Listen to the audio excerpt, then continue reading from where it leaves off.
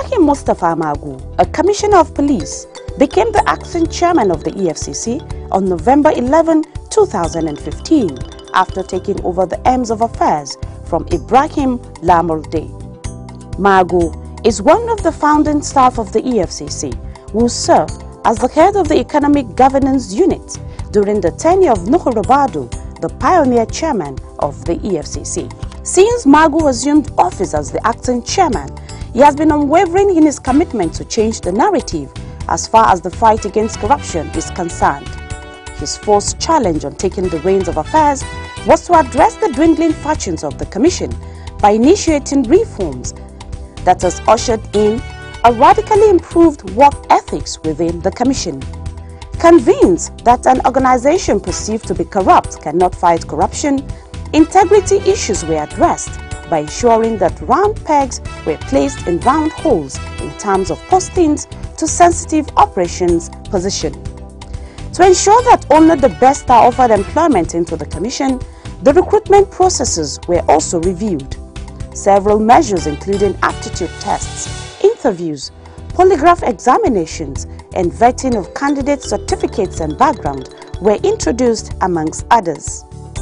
New cadet intakes employed by the Commission are thereafter sent to the Nigeria Defense Academy in Kaduna for rigorous law enforcement training. Fully conscious of the growing sophistication of economic crimes and corruption, an inventory of the existing operations architecture was taken, which resulted in the creation of new units to address emerging challenges in criminality. New zonal offices were also created in Ibadan, Kaduna, Benin and Iyo, while the Maiduguri office was reopened to improve accessibility of the public to the Commission. The EFCC new head office complex, whose construction was abandoned due to lack of funds, was also given priority. Upon his assumption of office, all avenues were employed to raise funds for the completion of the project. With the support of President Muhammadu Buhari's administration and the 8th National Assembly, Julius Berger, the construction company handling the project, returned to site and the building has now been completed.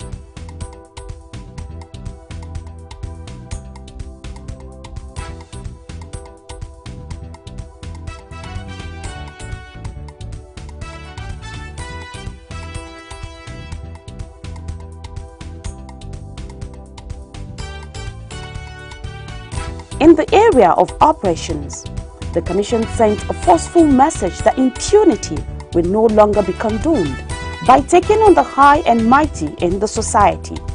One of the flanks of war being waged by the Ibrahim Magu-led EFCC is leading an investigation into the arms procurement deal saga, allegedly involving top serving and retired military generals and political leaders.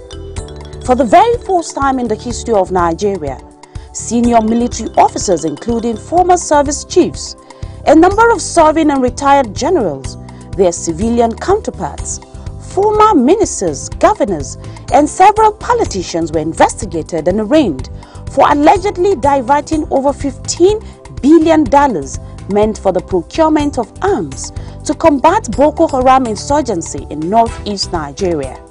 Also arrested and arraigned was Colonel Sambo Dasuki, a former security advisor to former President Goodluck Jonathan.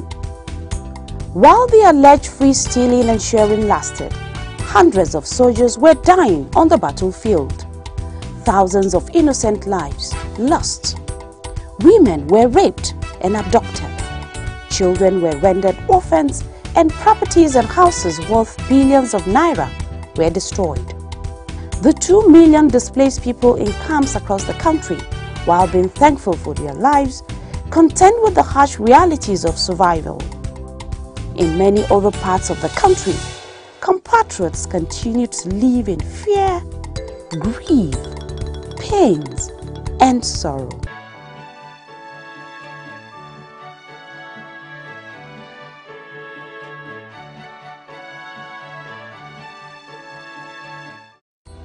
As the sufferings continued, a few individuals far away in the big cities wined and dined on what is now being called blood money. Investigations by the EFCC revealed that, for instance, in a single stream of transaction, the sum of $2.1 billion moved through the office of a one-time National Security Advisor to those of several individuals for fictitious services that were never rendered. The money allegedly found its ways into huge private estates of certain individuals, and they acquired properties worth billions of naira across the country, even as some allegedly stock millions of dollars in their wardrobes. How much do you have here? 1, 2, 3, 4, 5. No. It is estimated to be $50,000. Yes, 10,000 per bunch. 50. 100.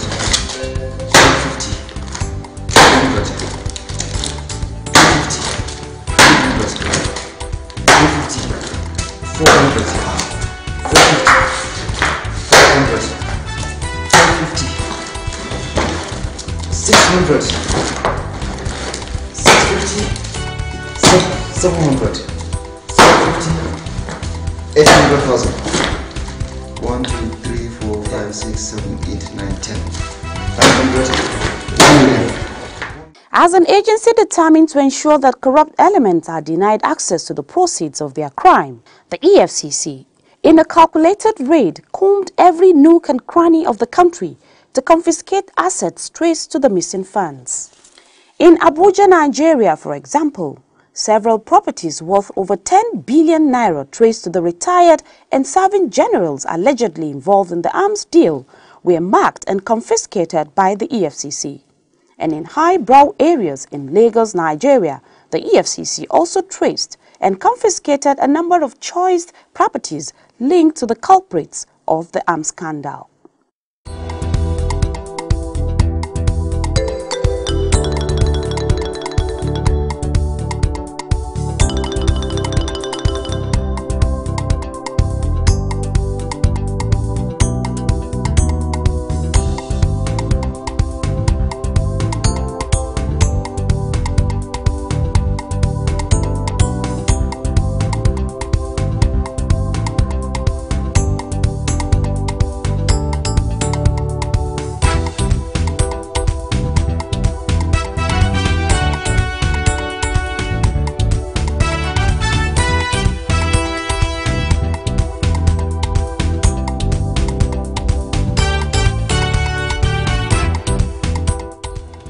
Apart from the arms deal fraud, the Commission moved into the oil industry. The country's oil subsidy regime, which was characterized by massive corruption, was investigated, and many corrupt oil marketers were arrested and arraigned.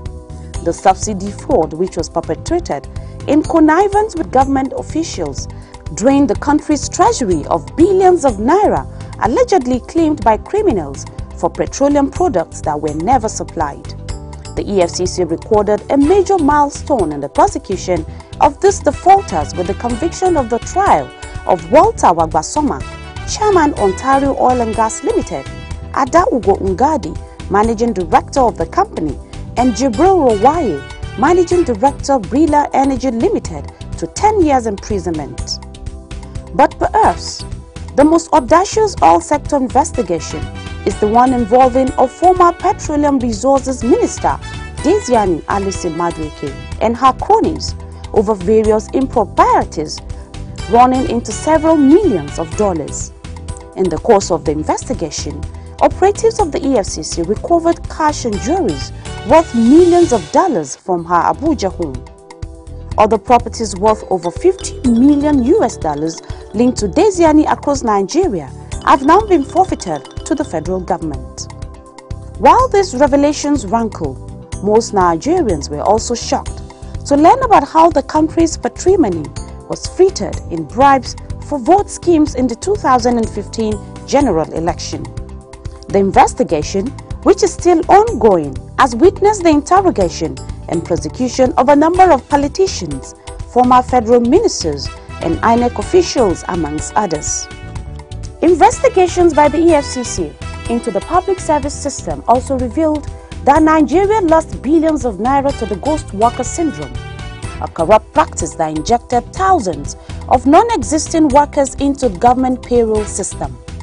The syndicate behind this monumental fraud was busted, which led to the government saving over 200 billion naira, as nearly 50,000 ghost workers were removed from government payroll system.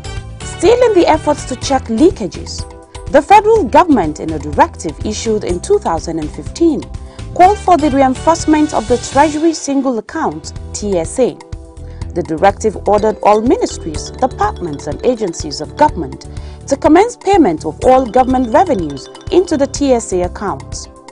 The EFCC again keyed into this pronouncement. Operatives of the Commission, in a swift investigation, discovered over 100 billion naira hidden away by defaulting agencies. This calculated move now saves the government over 24 billion naira monthly. The Commission's investigation activities received a further boost with the coming into force of the federal government's whistleblower policy. The policy, which was initiated in December 2016, is primarily to support the fight against financial crimes and corruption by increasing exposure of financial crimes and rewarding whistleblowers.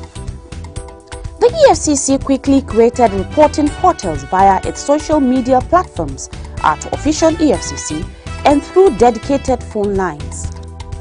The very first call which came through led to the discovery of $9.8 million hidden in the slums of Sabon Tasha, Kaduna State. The money is said to belong to Dr. Andrew Yakubu, a former group managing director of the Nigerian National Petroleum Corporation, NNPC. The funds are under an interim forfeiture order, even as Yakubu challenged the court order. Still in Kaduna, following a tip-off, the EFCC also intercepted the sum of about 250 million naira in sacks at the Kaduna International Airport after the bags were sighted unattended to. In Lagos, another tip from a whistleblower led to the interception of 250 million naira in various currencies at a popular textile market in the city. And in the shopping plaza located in the highbrow area of Victoria Island, also in Lagos, the sum of about 500 million naira was also uncovered. The most unbelievable discovery was, however, that of Asban Towers, also in Ikoyi, Lagos, where a whopping cache of over 13 billion naira in local and foreign currencies were discovered in an apartment on the 7th floor of the towers. These funds have now been forfeited to the federal government. In addition to cash and properties, the EFCC Eagle Eyes also cited and recovered several vehicles suspected to be proceeds of crime. Amongst them are 17 vehicles linked to a former Comptroller General of Customs, Abdullah Idiko Inde. The EFCC also waged into the over 20 billion naira pension scam. Several individuals alleged to have stolen pension funds and laundered them were arrested and are currently facing charges. Notably amongst them is Sani Shoaibu Tedi, a former Director of Pension Accounts, Office of the Heads of Civil Service of the Federation, and the suspended Director General of the Pension Transitional Arrangement Directorate, PTAD, Nelly Meshak. Serving judges and very senior lawyers are equally standing trial for corruption. They include Justice Rita Ajumagobia and Justice Nwali S. Nguta, amongst others. Also being prosecuted are senior advocates of Nigeria, SAN, including Ricky Tafa and Joseph Nwobike, amongst others. Joseph Nwobike has, however, been convicted to 12 months imprisonment for perversion of justice. Serving and former heads of government agencies also felt the EFCC squeeze. Patrick Akpobolokemi, a former Director General, Nigerian Maritime Administration and Safety Agency, NIMASA, and 8 others are being prosecuted on the 40 counts charged bordering on money laundering and stealing. Others are Abba Moro, former Minister of Interior, and Steve Orosai, former heads of service, who are also standing trial for offences ranging from recruitment and pension fraud.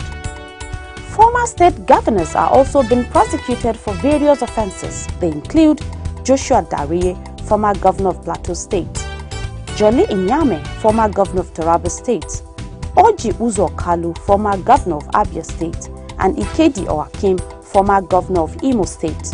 Others are Alao Akala, former governor of Oyo State, Murtala Inyako, former governor of Adamawa State, alongside his son Abdulaziz Inyako, Ibrahim Shema, former governor of Katsina State, Sele Lamido, former governor of Jigawa State, and his sons Aminu and Mustafa, and their Benue State counterpart Gabriel Suswan and his finance commissioner Omodachi Okolobia.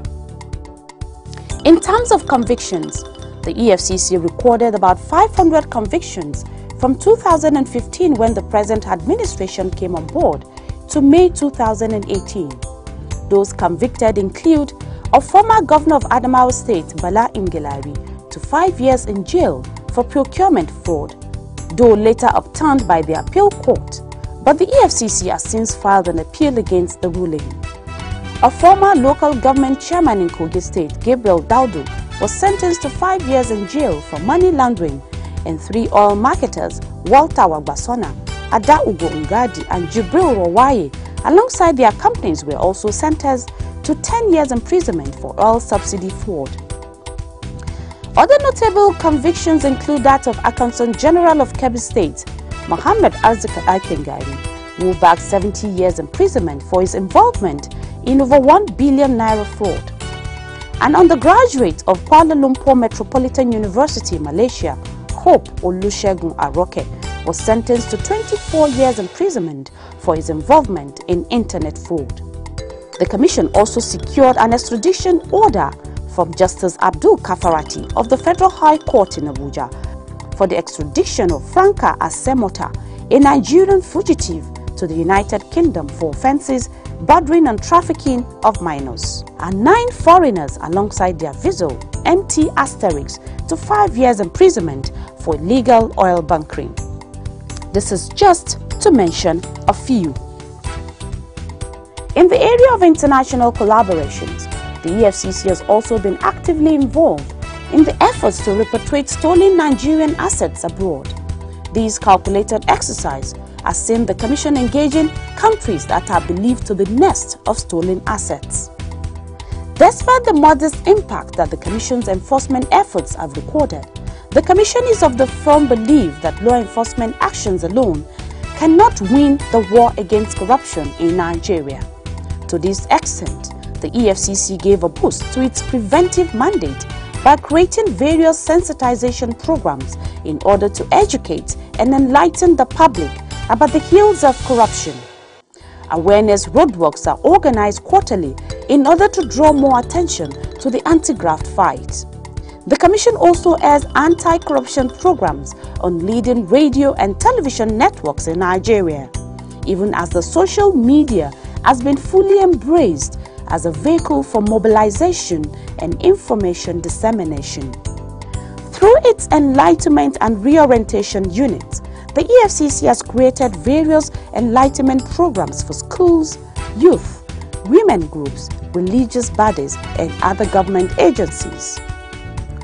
And in a bid to draw more attention to the crusade, the Commission has also embraced the use of music by organizing musical concerts across the country.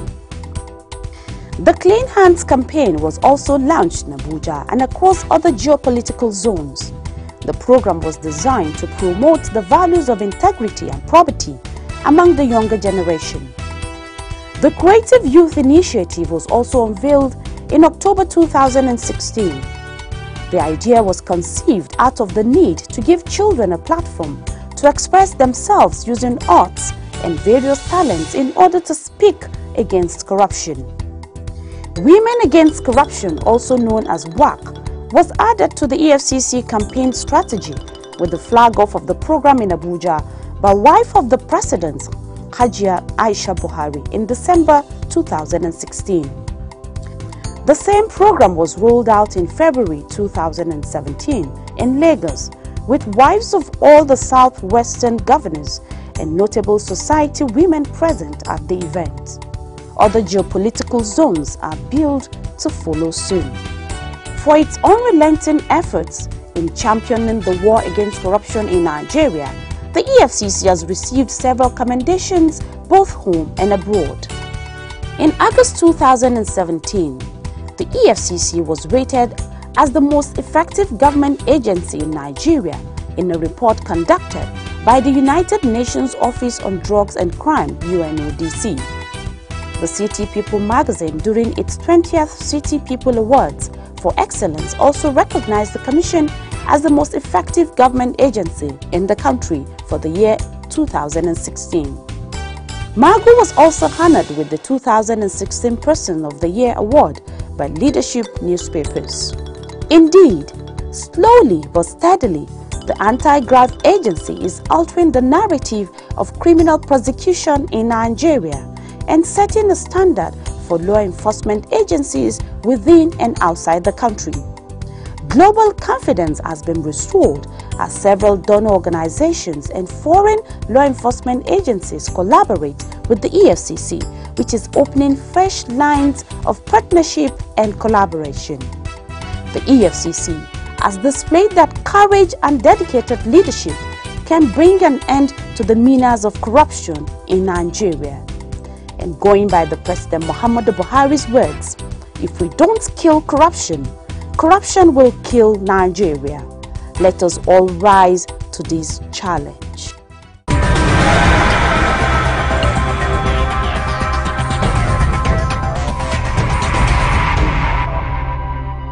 Indeed, slowly but surely, the Anti-Graft Agency is altering the narrative of criminal prosecution in Nigeria and setting a standard for law enforcement agency within and outside of the country. It is believed that all Nigerians will support the EFCC in its quest for a corrupt-free Nigeria. Please join the fight, as the responsibility is a collective one. And that's all we have for you on this episode of The Eagle. You too can be part of this program by sending your inquiries and suggestions to The Eagle at efccnigeria.org, or search for us on Google Plus at Official EFCC, Official EFCC NG at gmail.com. You can like our page on facebook.com/Official EFCC, or follow us on Twitter at Official EFCC. And of course, you can visit our Instagram page at Official EFCC. To watch our programs and other activities, please log on to youtube.com/Official EFCC. My name is Aisha Mohammed, hoping to see you next week. Always remember that a public office is a public trust, and do not abuse positions of trust for private gains. Goodbye, and God bless Nigeria.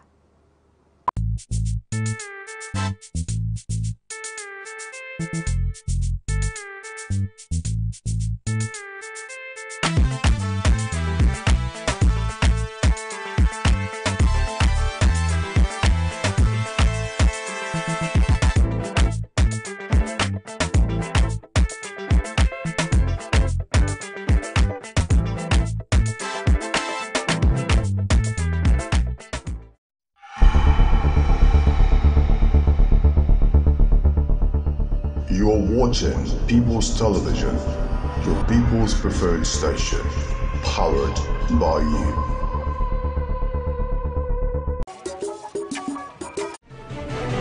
On topical issues as always, Nigeria right now. Come along.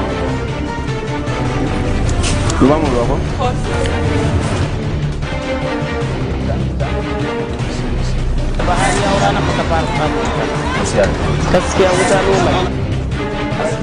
As it relates to their relationship with Jackson.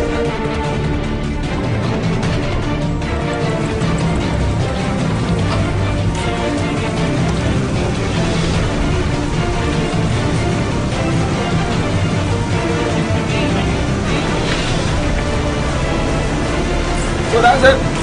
This is Nigeria right now.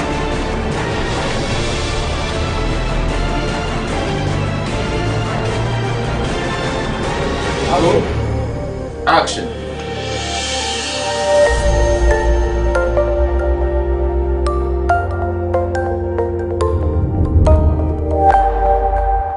Yes, this is Nigeria Right Now with Vixen Irebu, and of course we're at Honorable Tony Nwolo's place.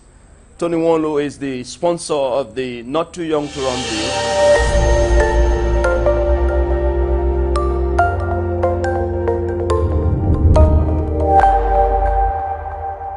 Honorable, thank you for having us. Thank you. You are very important to us right now.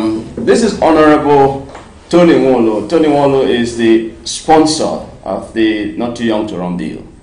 Honorable, thank you. How did you manage to think out, or even to convince yourself about sponsoring the Not Too Young to Run bill? Because the president, in his democracy address, talked about to sign that bill. That became an issue, and that's why we're here in your place. Yeah, it was born out of the genuine passion to have the young people occupy our political space. There's been a great injustice done to the young people of this country. I feel we get to play in most other spheres, but you hardly see any of us, just few of us in the political space.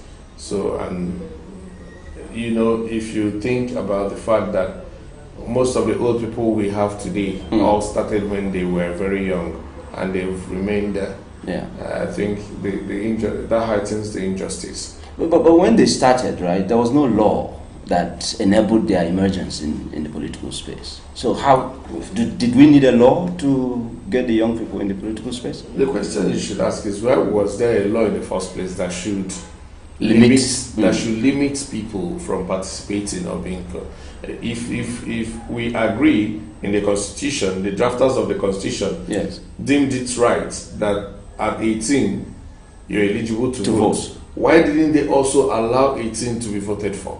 So, but in this bill, is 18 eligible to be voted for? No, in this bill, 18 is not eligible, but we've reduced that, and we hope, it's my desire that somehow the next assembly will continue to improve upon this until we get it to that which is obtainable in most other climes.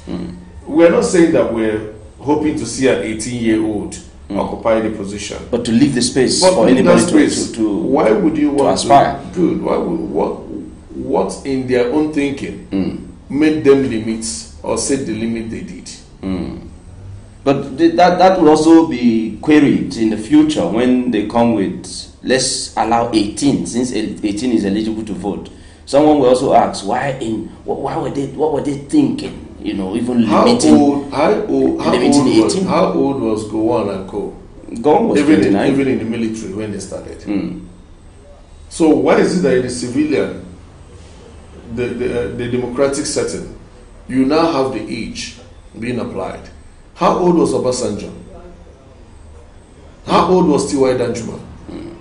How old was Ojukwu when he took us to war? That is exactly my point. So why is it that when he now got to democracy, the drafters limiting the why do we have that?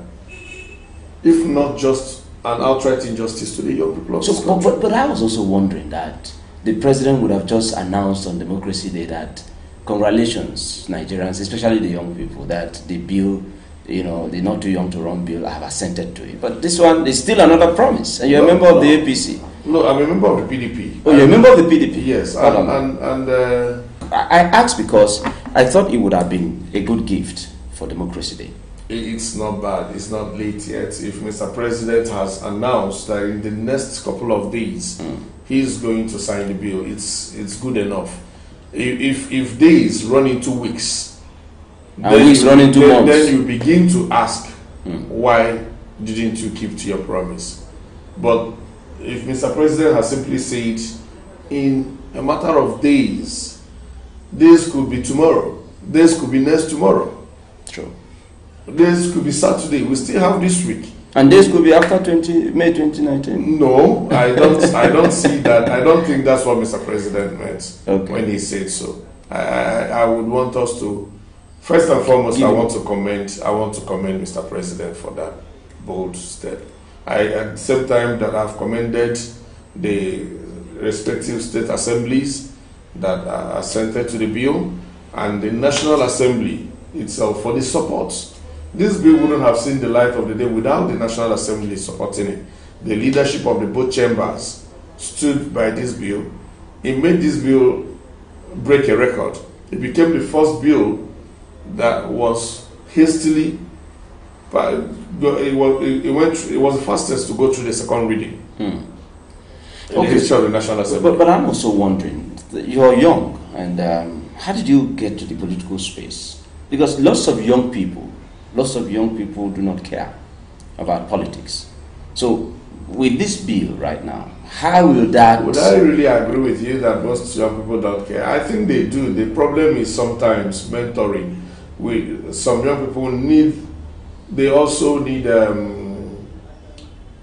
some form of direction, which is not a wrong thing. If from different formations, the churches, the mosques, our social gatherings, we begin to let people understand the need for them to participate actively in politics, because that lies the decision that would affect their future.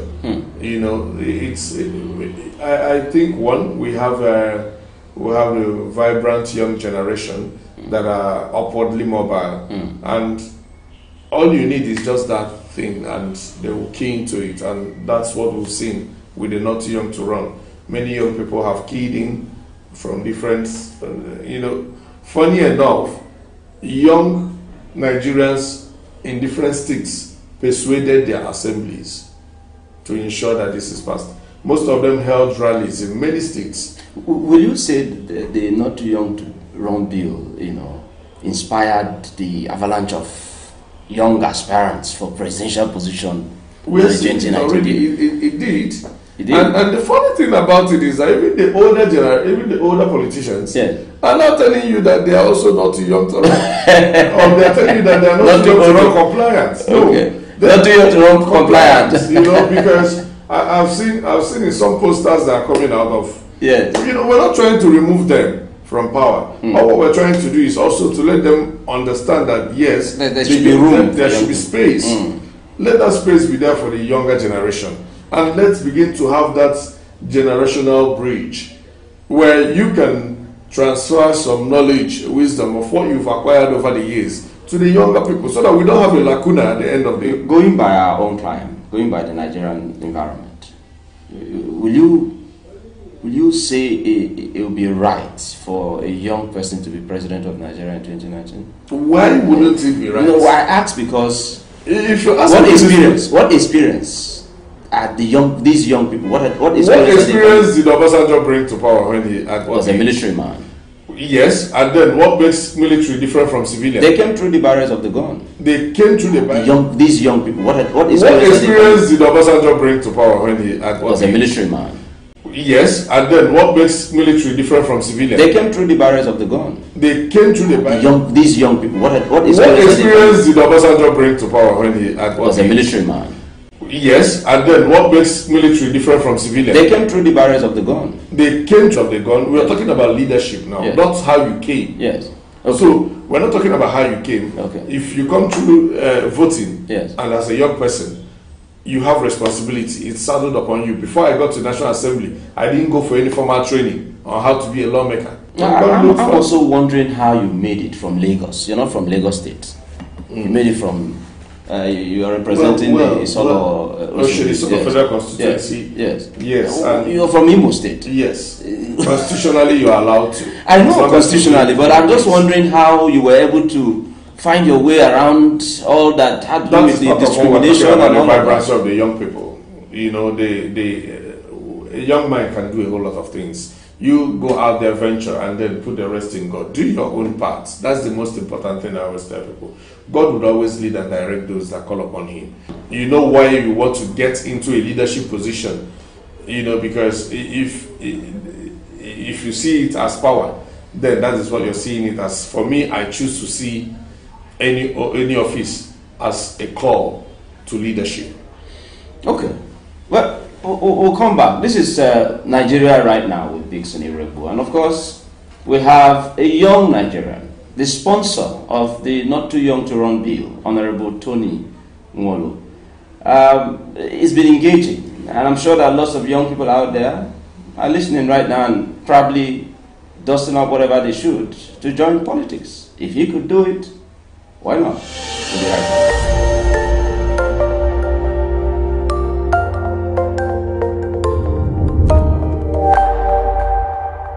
Nigeria right now poised to engender patriotism. I ask my colleagues, my friends, that I endorse this program, and I want them to continue to patronize this program so that people out there will know exactly what is happening to Nigeria right now. I advise Nigerians all over to watch Nigeria Right Now. Well done, and keep up the good work.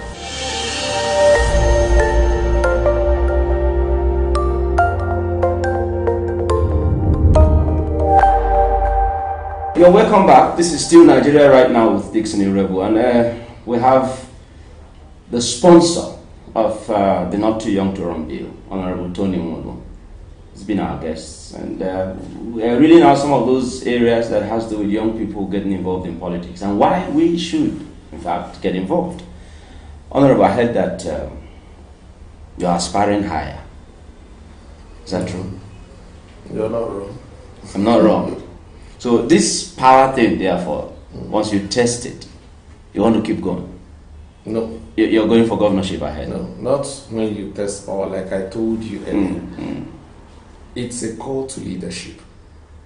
Who does this call? Is it the people? No. Sometimes the people, like in my own case. Yes.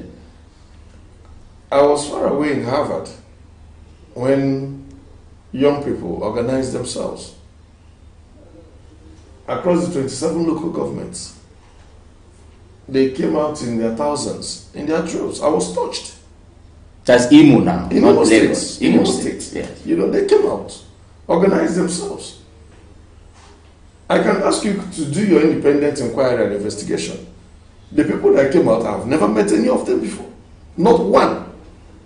Not one of the individuals have I met. They come out in thousands. They came out in thousands. I was in Harvard when the pictures broke out. Asking that what? That I should return home and run for governorship in the States.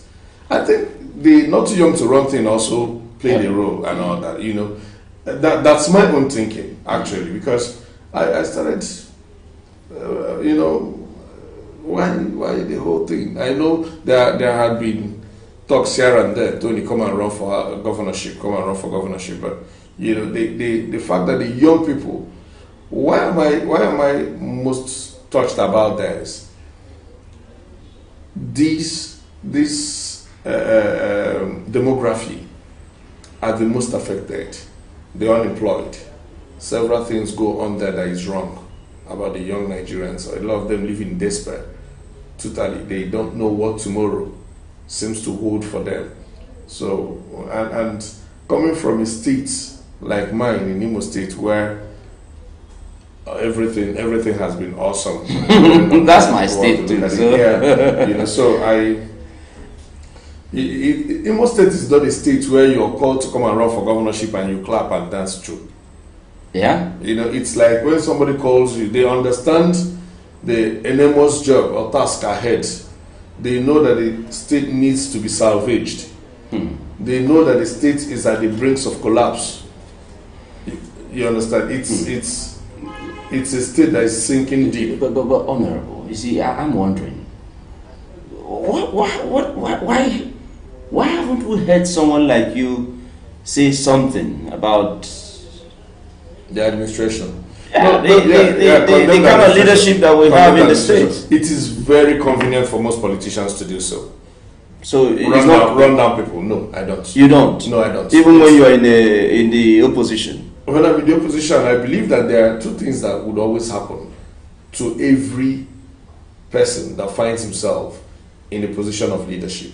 One is that posterity will judge you when you're done. Two is that the electorates would have their votes to decide during the next poll. Those are the two things you can do. Other than that, the other constitutional things is if you think the person has committed impeachable offenses, then the State Assembly will do their job. So when in the opposition, you couldn't engage, you couldn't make the government in power to realize that people are watching. But obviously, because he got to a state where it was like a shameful day to come from Imo State. Obviously, you know we have leaders that lead with impunity. We have rulers, not leaders. We have people that are power drunk. We have persons in power that appear to suffer from some hearing impairment. Is that the way you would describe the current leadership in Imo State? The current leadership in Imo State is, the only way I would describe it is something I told you. After he leaves office, posterity will judge it. No, describe for me. You're from Imo State. Yeah. Are you appalled in any way by the state of things in your state?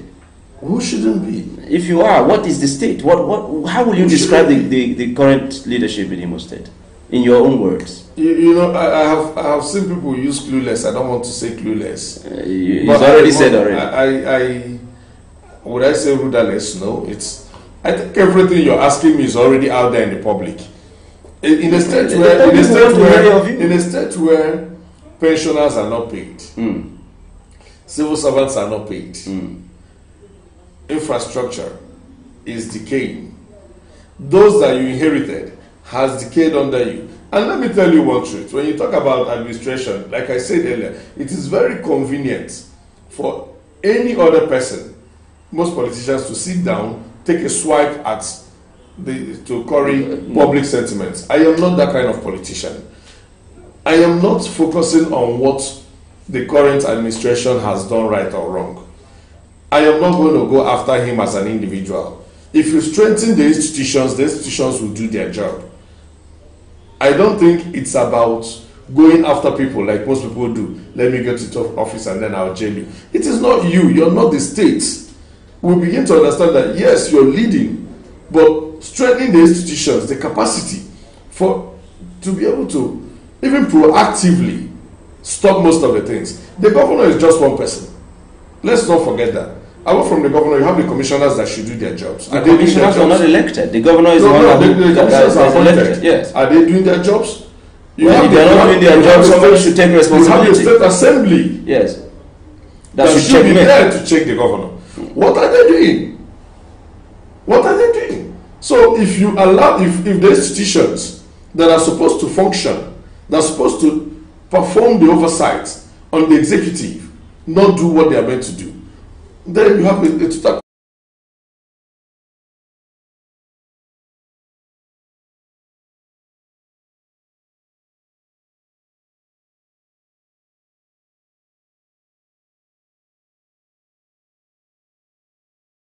When we talk about compromise, it means when you leave what you're supposed to do at the state assembly to come begging for crumbs from the governor's table, then you forget you let oversight what makes you an independent not do what they are meant to do. Does this also apply to the National Center? It applies everywhere. So how well is the House of Reps, where you're a member, how well have they been able to do you must have seen that at the federal level, yes, right from the beginning of this section. When we talk about compromise, it means lost when you leave the executive and the legislative. Yes, so Nigerians will say, yes, we've seen conflict, all right, but not headed to anywhere. Because after the conflict, we see you end up probably having a closed-door meeting. You let oversight. What makes you independent? I also realize that. I also realize that you have to use the process of resolution. You can apply everywhere. So how well is the House of Reps, where you're a member, how well have they... Conflicts would always... You must have seen war. That there's always at the federal level, yes, for right from the beginning, a resolution can only come true when you section. When we talk about compromise, it means when you the executive arm and the legislative arm are not war, right? But not headed to anywhere. Because after the conflict, we see you end up probably having a closed-door meeting. And also realize that so how well is the House of Reps? How well have they? You must have seen war. that there's always As a federal level for right from the beginning. A resolution can only come true when you section. When we talk about compromise, when you it's the executive arm and the legislative section. Because after the conflict, we see you end up probably having like a closed down meeting.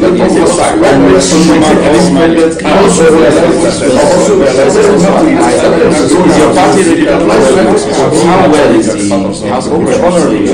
How well has the you must have seen that there's always a federal level for given to them. How well have they managed it? How well have they managed it? That's exactly what Nigerians now would have to judge. You know, it's not enough for someone to make noise. I want this cup, I want this cup. I want this cup. If I get this cup, I will perform magic, I will do this, I will do that with this cup. Okay, fine. You've told Nigerians, cried and wailed, you wanted this cup. Nigerians have handed you over this cup. Do what you want to do. It is not left for Nigerians to make their choice. Like I keep saying, at the end of the day, the ultimate decision lies with the electorate.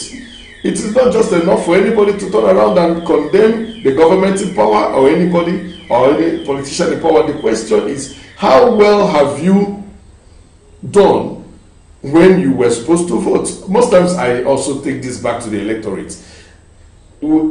Any politician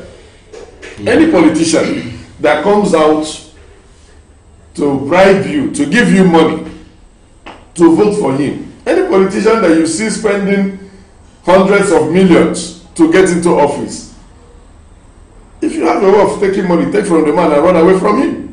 Don't vote him into power. Because most of them believe they have, for any young person, that they give 10,000 naira, 50, 100, 1 million to perpetrate violence and all the electoral malpractices that they do. They have also paid you for your unemployment. Already ahead. Ahead of time. They have also paid you for poor medical infrastructures and facility. They've actually paid you for, they've mortgaged you into slavery. And they've paid not just you, but your family members. Because when you have a family member that is sick, I know how many people within the last couple of months that died in Imo State simply because they were rushed to the hospital and there was no oxygen in the government hospital. Hold on to your thoughts. It's getting there, and we will get to that stage where the Honorable will unveil his dream and ambition, and indeed his plans for Imo people. We'll be right back.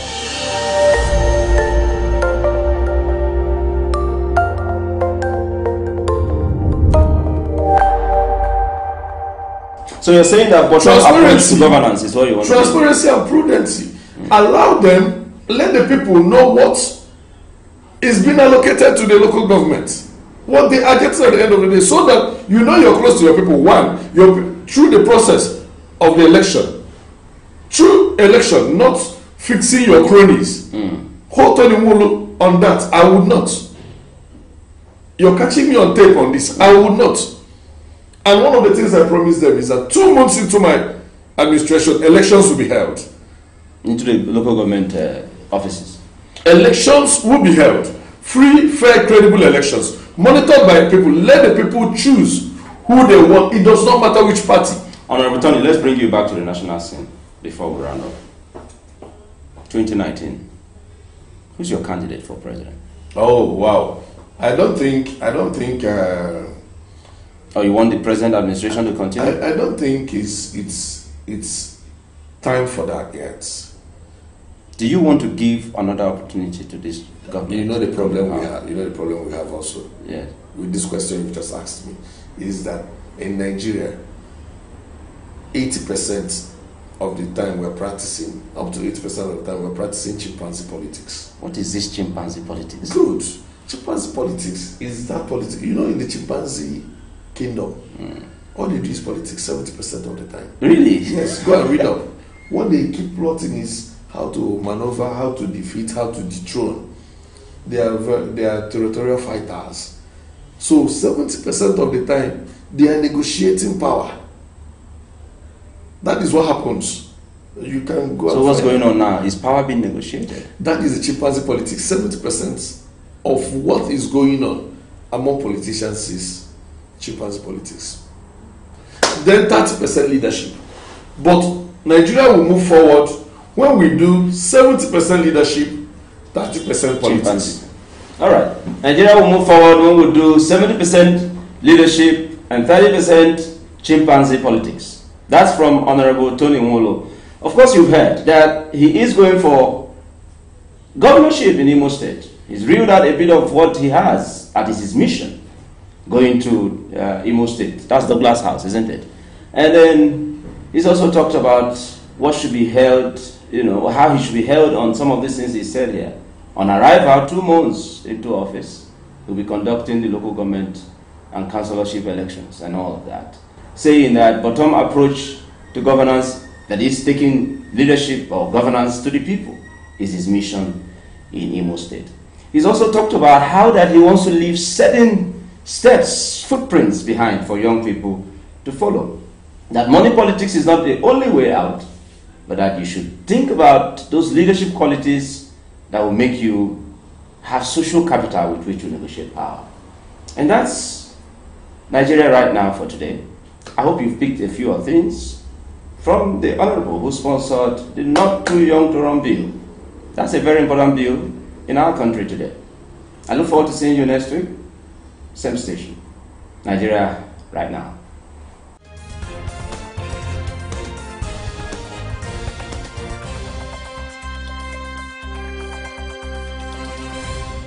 This is Nigeria, just because I'm on TV now. Person who no get work is checking to see if my watch is original. This is Nigeria, whether Madam Philomena. Money vanish for your office, 36 million, you tossing an animal. This is Nigeria, never any recession. When looters and killers and stealers are still contesting election. Politicians with thieves, some billion and billion, you know they go prison. Police station they close by 6, security reason.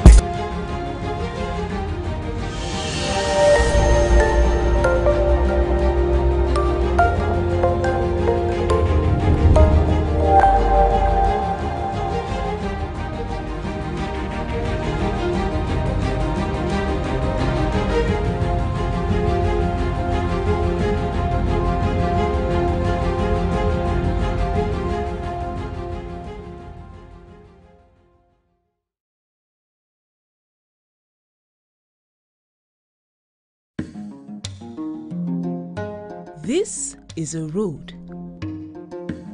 Our road. The road used to be good. Now, the road is not so good. Come on for road now. We tried to manage the road like that. Yeah. In the next 5 minutes, I will be there. Some of us didn't even care.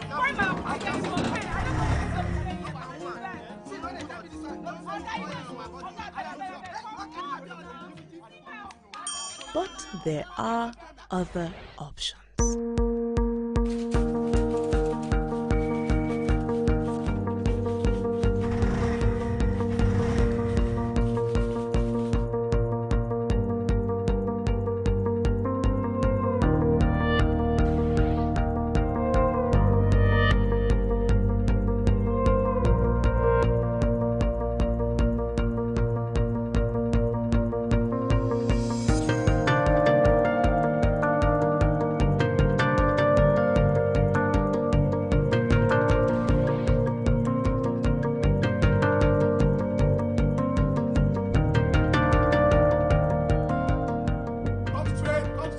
We can solve our problems by taking action.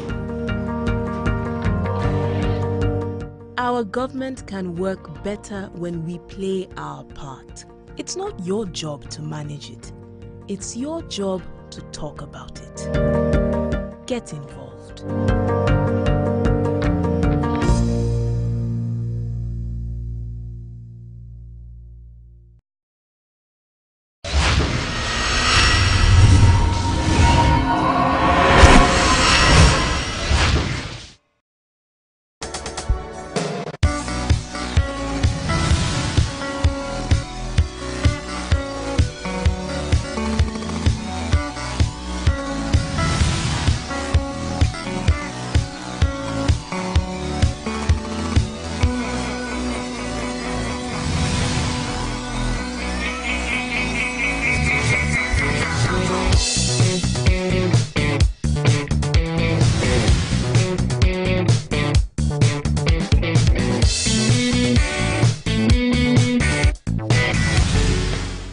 my Ovation TV lovers, welcome to a brand new week and a brand new edition of the show. My name is Dala Oruwari and we have such an amazing lineup for you today that I cannot wait to get into today's event. We kick off the show today with our Ovation Platinum Wedding, and this is a traditional engagement ceremony between Folashade Suleiman and Gbolahan Omodara, and this took place in Lagos, Nigeria.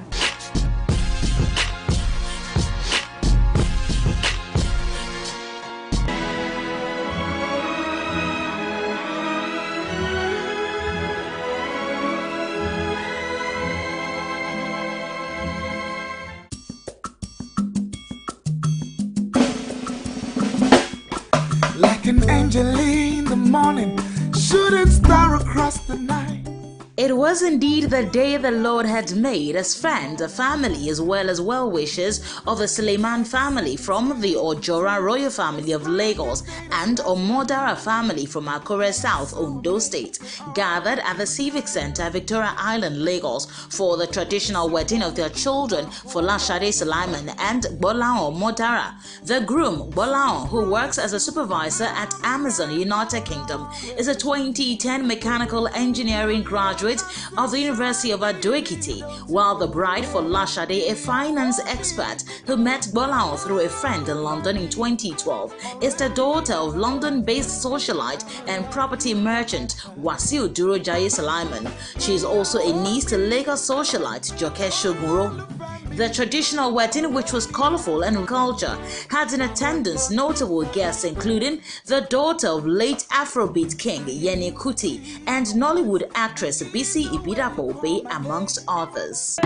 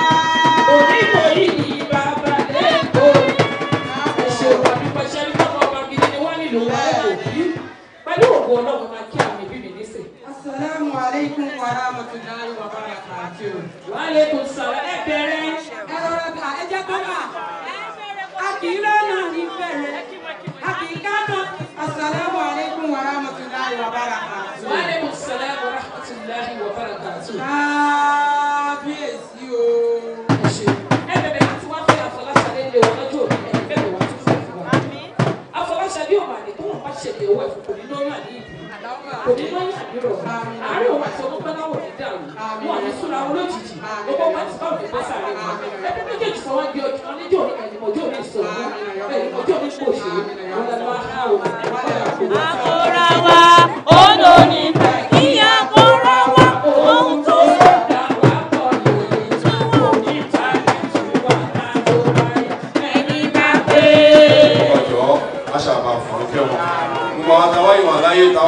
lẹ́nìí tó bá wà níjọ́ nǹkan yẹn tí wọn lọ́rọ̀ gbọ́jọ́ má jẹ́ ká àga wa má jẹ́ kó ṣòfò ọlọ́run kó jẹ́ kí a tó nǹkan wá lè ṣe ọlá àti tóbi ọlọ́run subhana rabbika rabbil izzati amma yasifun wa salamun ala al-mursalin walhamdulillahi rabbil alamin.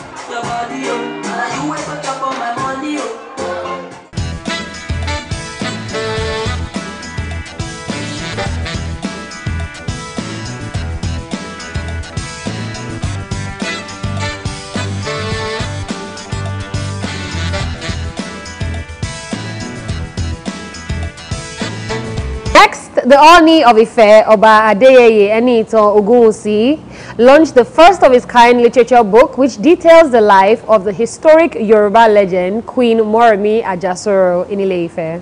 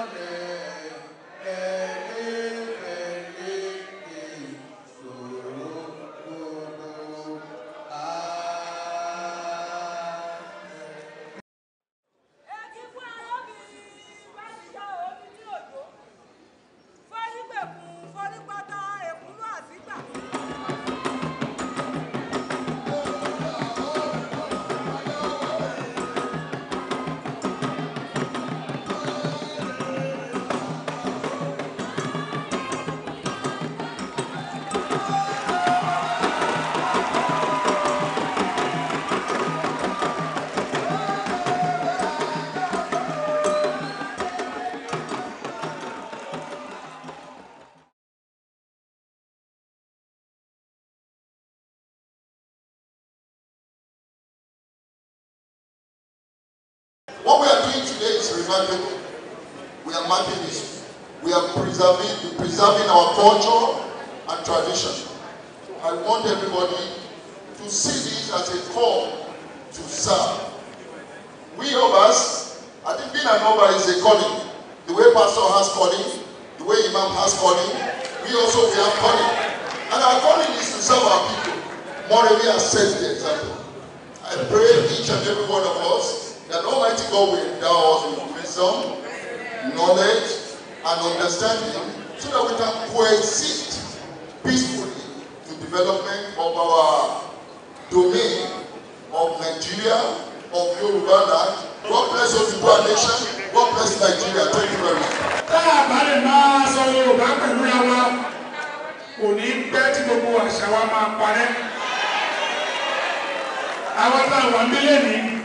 Ó ní àwọn ọmọ táwa ti sọnù, àwọn ọmọ wa táwa ọ̀pá, àwọn ọmọ táwa náà ni pé a fẹ́ mọ bí ọ̀rọ̀ Moremi ti jẹ́.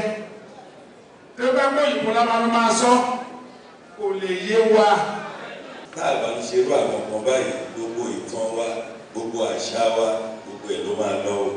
Òyìnbó gbọ́dọ̀ wá gbé àṣà wa lọ. Nígbà táwa náà wà máa tó dá jẹ́ ọmọ tó ń dàgbà bọ̀. Àkọ́ máa ń gbórí ní kó tó di bá àṣẹṣẹ ká pé kí wọ́n máa ń kọ́ tó máa ń kọ́ni fún wa. Orin yẹn dẹ̀ dùn tá a máa ń kọ́ wọ́n ti kọ́ fún wa ní Morning, Ajasoro. Morning, Ajasoro. Mama. So when we hear such song, we are happy. The lyrics of everything is beautiful. Very sonorous. That is, let me assure you that we will continue to support anything that will continue to promote our culture, that will continue to promote who we are as a Yoruba race. So thank you. We will support this.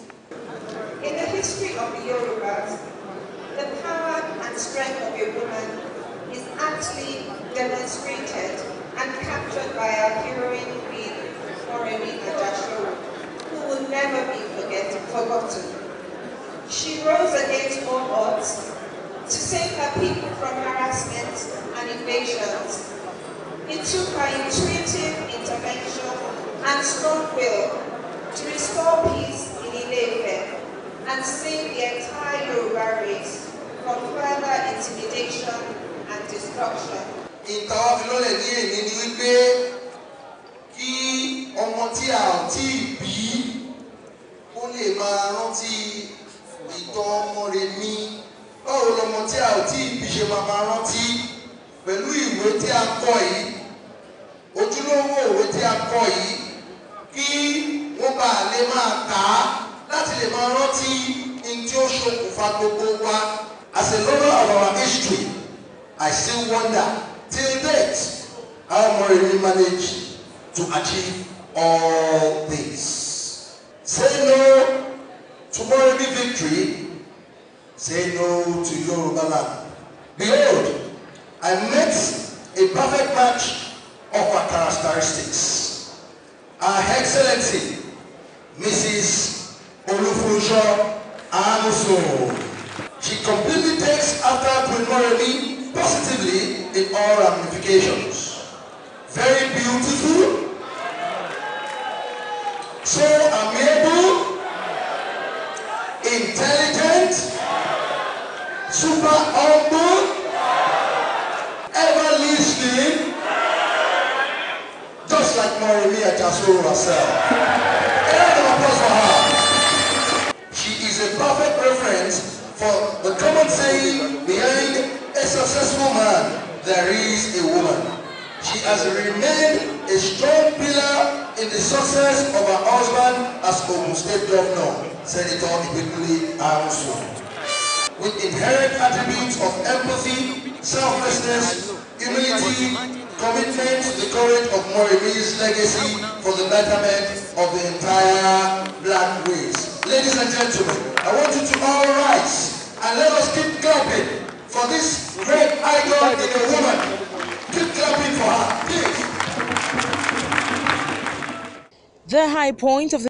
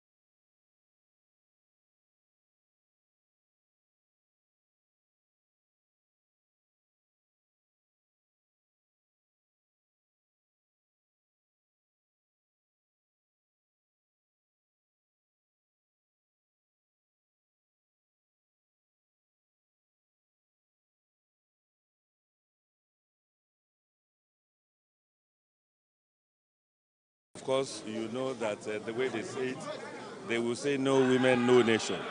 But talking seriously, we've seen them that indeed there is no place where you will get to and you will not see the impactful attributes of our women. Even in Nigeria here, even in Ogun State, even wherever that we find ourselves, you will see our women contributing positively to the development of maybe our state, our nation. I would like women to know that the power and strength of a woman dates back to centuries ago. Our young women should be bold. They should know that they can achieve whatever they want to achieve. They shouldn't think about not being able to do anything. Moremi Ajashoro was an example that a woman can do anything that a woman wants to achieve in life.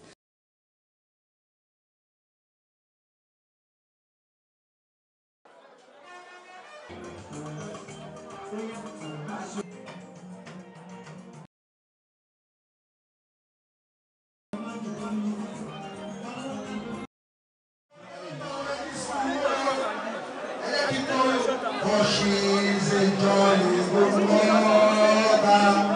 She's a jolly good mother. She's a jolly good mother.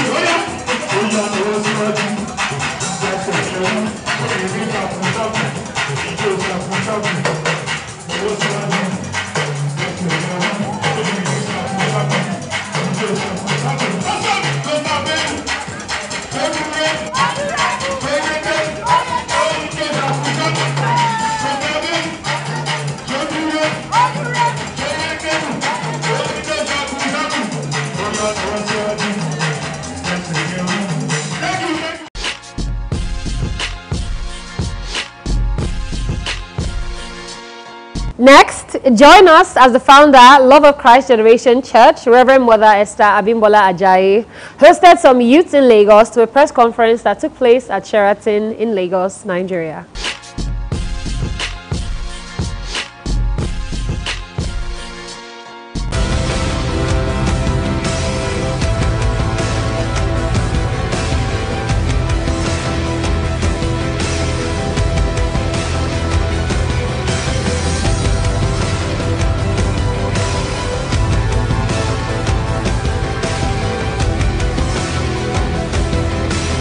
The founder, Love of Christ Generation Church, CNS, based in London, England, Reverend Mother Esther Abimbola Ajayi, is very passionate about growing the youth population of both the Cherubim and Seraphim Church and Celestial Church of Christ. In order to walk the talk, Reverend Mother Ajayi, who is also the founder of Esther Ajayi Foundation, hosted some of these youths from different parts of the world, including Nigeria, United Kingdom, and United States of America, to a press conference at the Sheraton Hotels and Suites, where the youth represented by Brother Kudus Patrick of the Cherubim and Seraphim Church and Sister Kehinde Akonde of the Celestial Church of Christ called on churches, both Pentecostal and Orthodox, to embrace unity and tolerance of one another in the quest to run the Christian race towards making heaven in the end.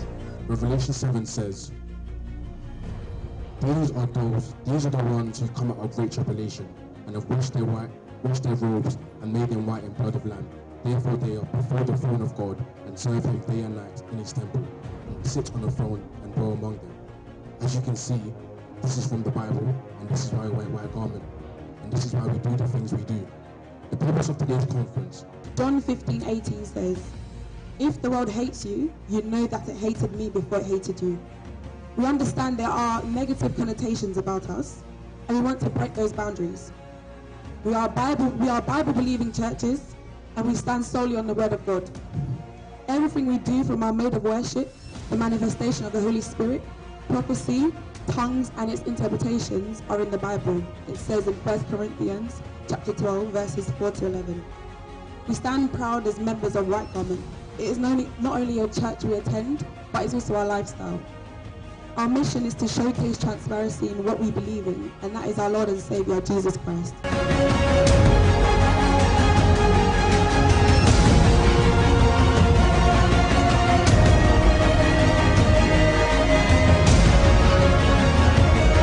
Reverend Mother Ajayi harped on the unity of churches in Christendom and called on those who have negative thought about white garment churches to have a change of heart.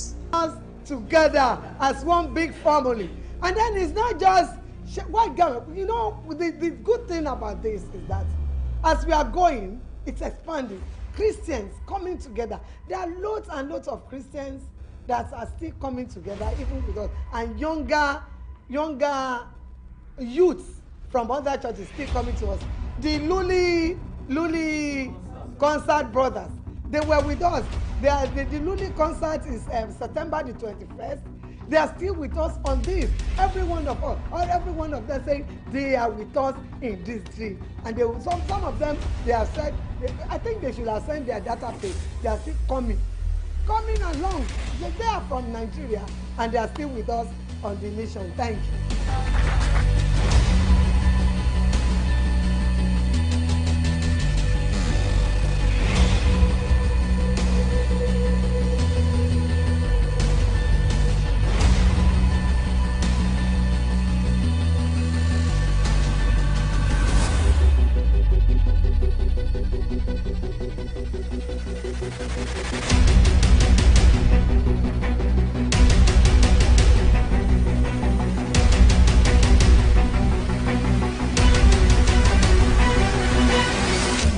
Amazing day.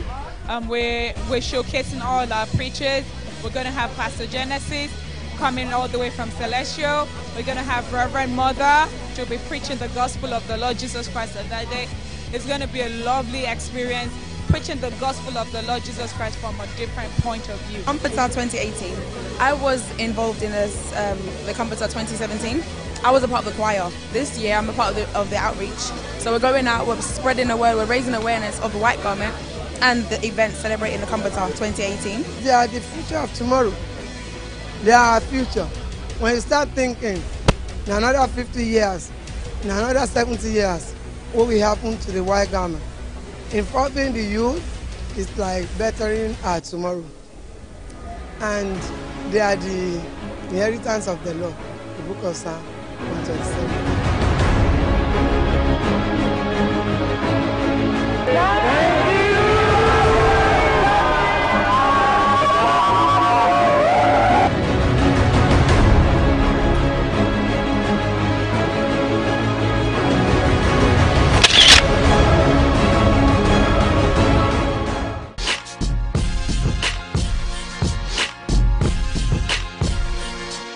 Now, here is the burial of Chief Roland Folorunsho Adesina in Ogun State.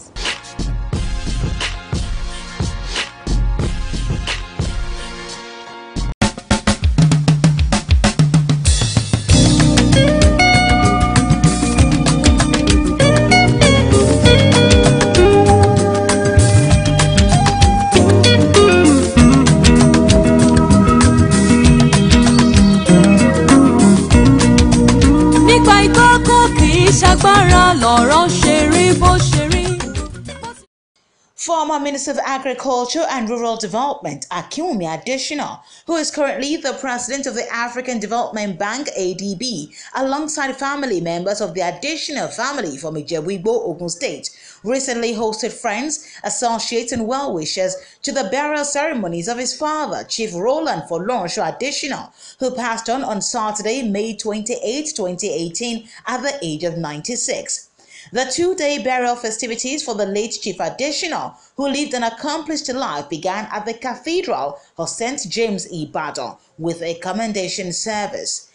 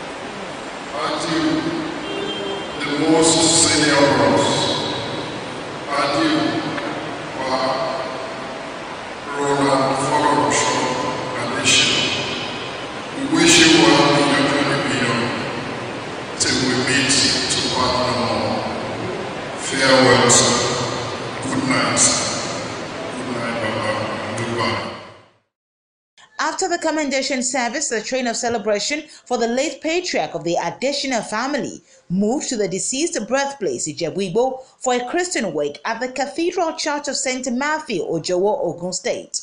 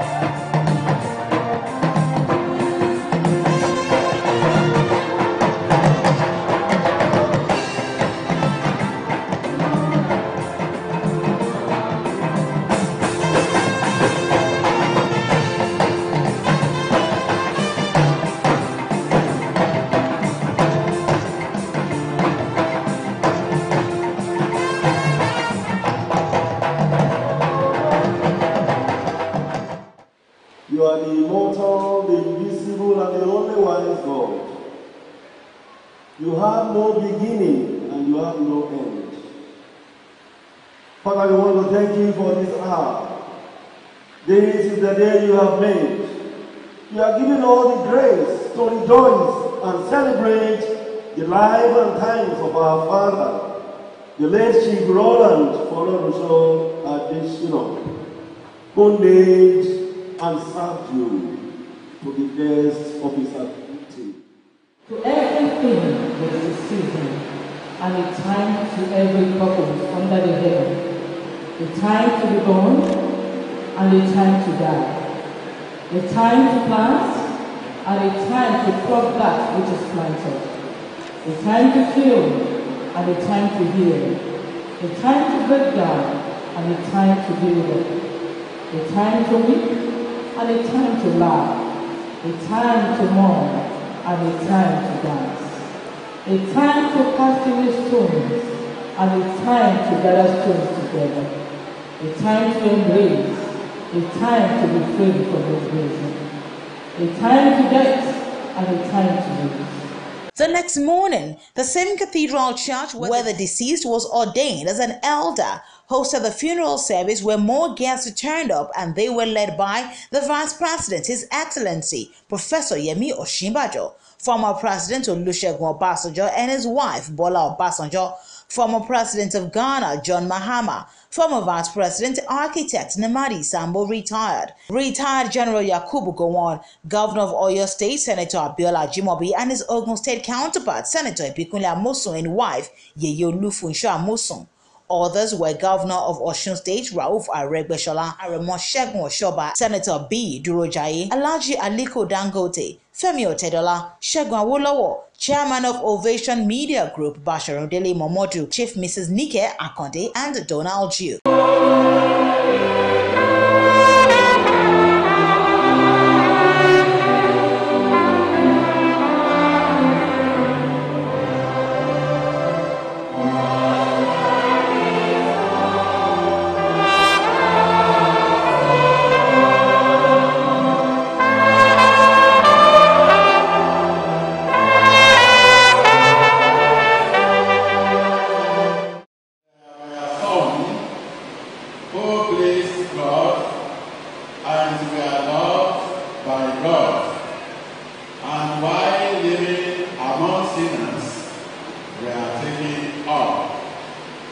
They were taught up so that evil might not take their understanding or guile, deceive their souls.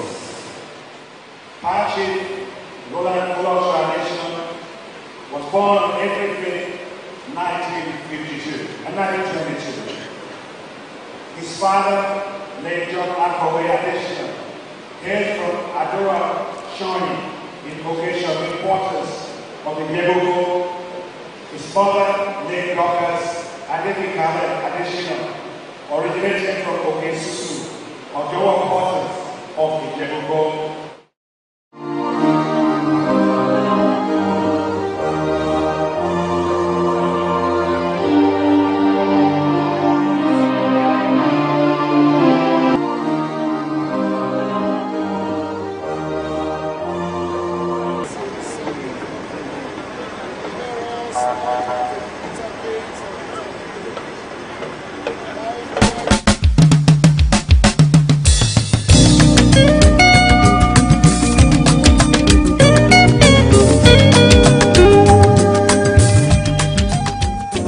The two-day event climaxed with a grand reception at the Transformation Hall in Ijebu-Igbo with Sugar Band on the bandstand, dishing out melodious tunes to the delight of guests and well-wishers.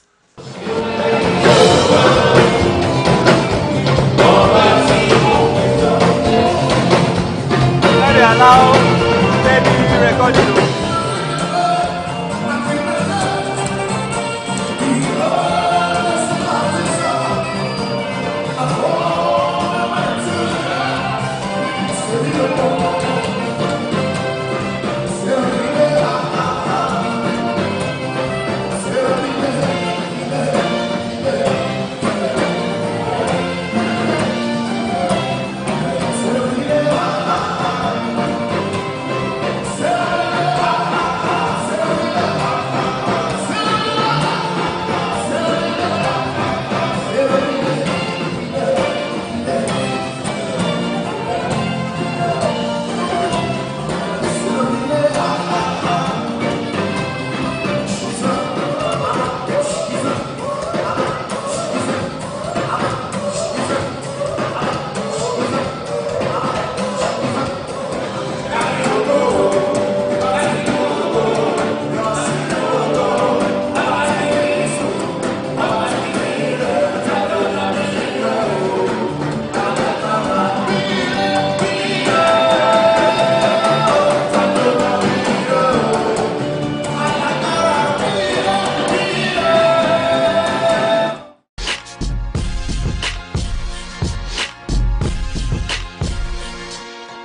finally, here is the installation of Rotarian Ehi Braimo as the 58th President of the Rotary Club of Lagos.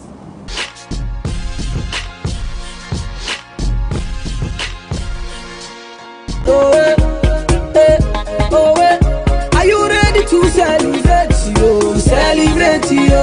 Friends, family, and well-wishers of the new president of Rotary Club of Lagos, Ehi Braimo, as well as members of the club, including Rotarians Mike Effiong and Azu Arinze, had already arrived at the Metropolitan Club, Victoria Island, Lagos, to support the 58th president, who is also a public relations practitioner. The event also witnessed the presentation of awards to some deserving Rotarians. Hey beautiful people, Ovation on TV is here at the Metropolitan Club Lagos for the installation ceremony of Ehi Braimo as the 58th president of the Rotary Club of Lagos, and also for the induction of the 2018/2019 fundraising dinner. Now we'll go right in and we'll join in, we'll catch in on what's happening. We need to go in and find out what's going on, so come on, let's go.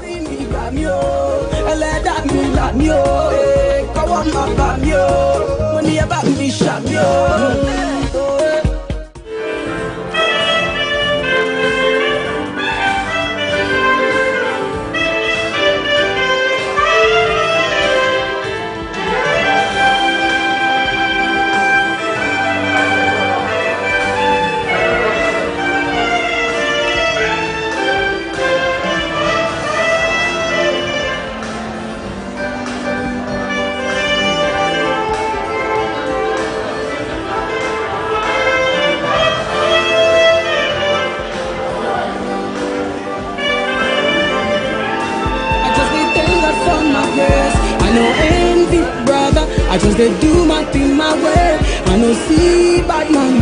Mama they always pray for me.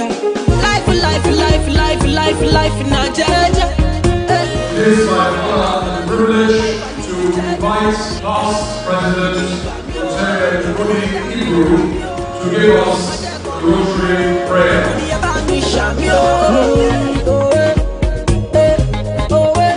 Are you ready to celebrate you? Celebrate you. See, His firm Rotarians love us. Lead us to confess. Dignify our daily task. Serve. Fellowship. Here we shield.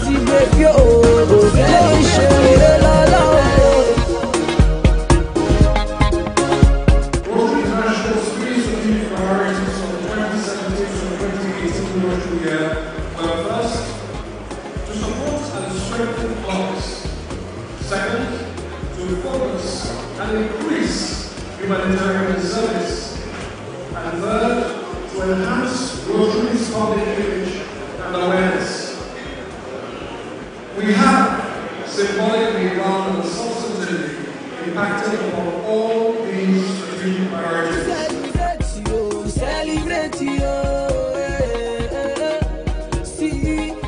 Encourage high ethical standards in all relations and advance goodwill and peace around the world.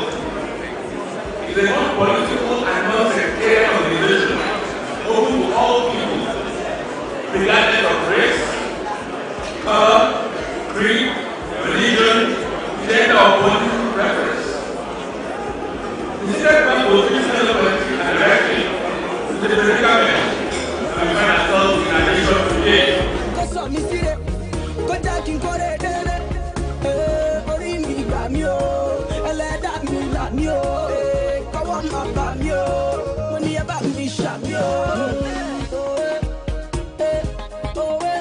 Are you ready to celebrate you? Celebrate you. Incoming President Rotarian Ehi Braimo to be installed as the next president, the 58th president of the United States. Ladies and gentlemen, Rotarian Ehi Braimo.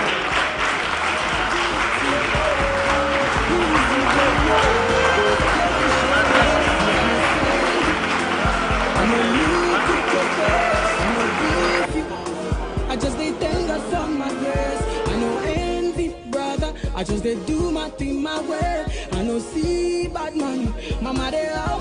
for me. Yeah.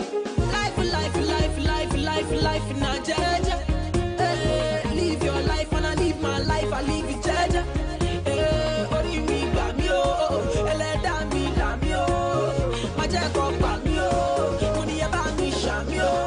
Let me start with a quote from O'Harris in 1914. You know, in a while, poets from O'Harris says, for those of us who don't know, whatever Rotary may mean to us, to the world, it will be known by the result it achieves. O'Harris, 1914. So let me ask another historic milestone, ladies and gentlemen, in the annals of the Rotary Club of Lagos. As I take the mantle of leadership for the 2018-19 Rotary year, I'm truly honored and humbled to serve our great club, the Rotary Club of Lagos, and the president.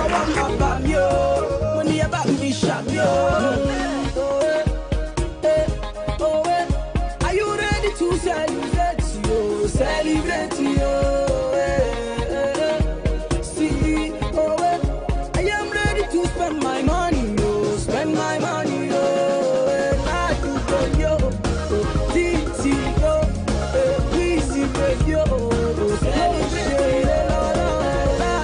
He's a very hardworking man. He's so annoying. I'm honestly telling you, he's so annoying. He works so hard. But you know what? We get by. You know, we just juggle everything together. When he cannot function on the home front, I'm always there doubling up for him. So that's fine. All right, so tell us, what kind of man is Daddy? Well, my dad is a really fantastic person. He's really great. He's a loving dad, and I love him very much. I wish him all the best in his journey. How do you feel today? That is, he's been made the president of a Rotary Club. How do you? I feel very happy for him, you know, and I feel like this is another step in the journey of his life, and I hope that it will continue to develop him to become a better person in the future. I've handed over to a new president of our club. We've been able to put in our best efforts and impact on key areas of needs in education, in health, economic empowerment, and enhancing the environment. I never believed I would become a Rotarian, but the experience has been awesome. And because personally, the personal principle that I have is that we need to support people who are less privileged in our society. So those who have should transfer to those who don't have and bridge the inequality gap. So Rotary does that in over 35,000 clubs around the world, 220 countries plus, I'm still counting. And I think this is good because we have clusters of districts and clubs all over the world, and the intervention programs are good, especially in the area of polio. You know, so, and I think those who are not already in Rotary should begin to think about joining Rotary because there's so much fun, there's friendship, there is, we do a lot of things to get together and making life better for people.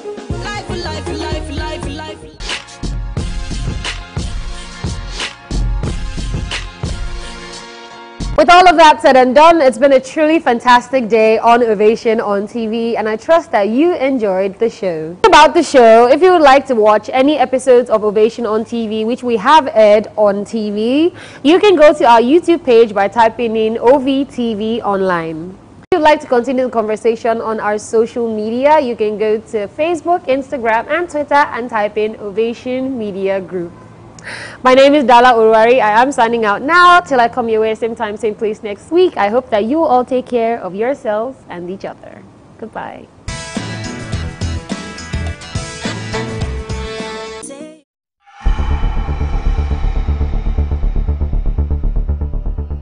You're watching People's Television, your people's preferred station, powered by you.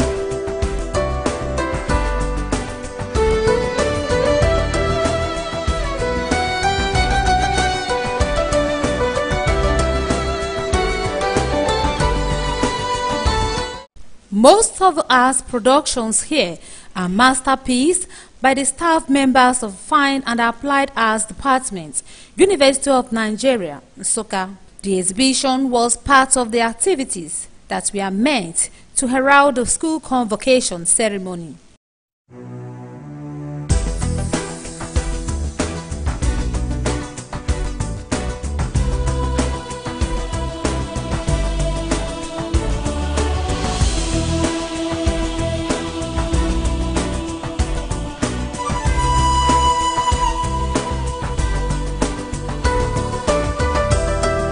Dr. Tochukwu explains how painstakingly she worked on these installations that took several months to realize. The title of the works, they are actually installation arts. So two of them, you call them one work. The title of the work is Identity. Whom do you think you are? I tried to express myself as a female artist. That's why I use the female dummies to express myself, using unusual materials to create something that will stand for installation arts and in fashion. Here I used artificial hair or synthetic hair. After the weaving, I tried to assemble one after the other, and all together they've formed a unit. In the other one, I used pieces of fabrics, tied them with pebbles inside, and also form the installation, making them a unit.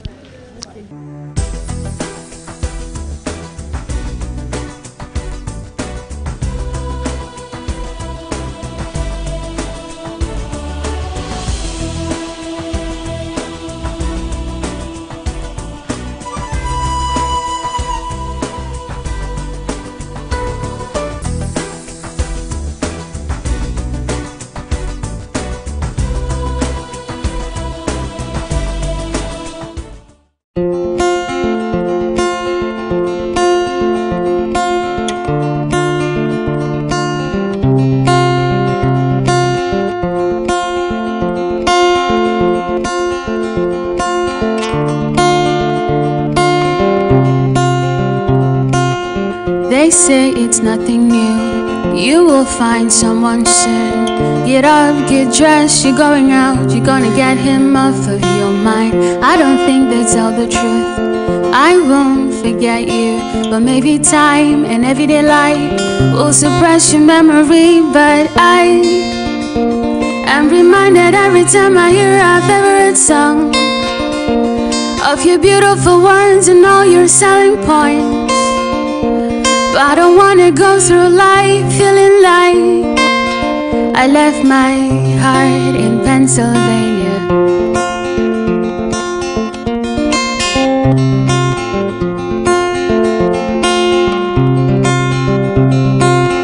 And when you hear this song, you'll know it's you I'm singing about. Don't freak out, keep your cool, it just takes me a little longer to get over all those beautiful words and all your selling points. But your nonchalance tells me to kick rocks.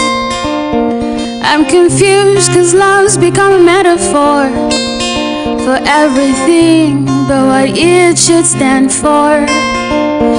I'm reminded every time I hear our favorite song of your beautiful words and all those selling points.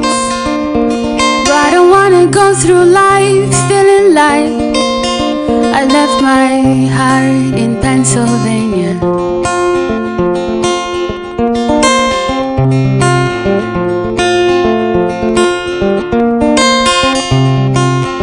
When I fly around the world, I'm always sure to make a stop in that airport where you work. Should I give you a call?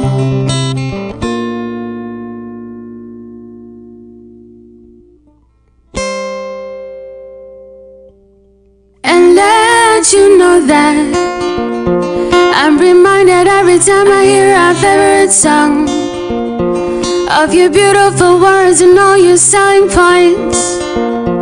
But I don't wanna go through life feeling like I left my heart in Pennsylvania. I'm reminded every time I hear our favorite song of your beautiful words and all your selling points. And if I'm being honest, I'd say my heart's in Pennsylvania.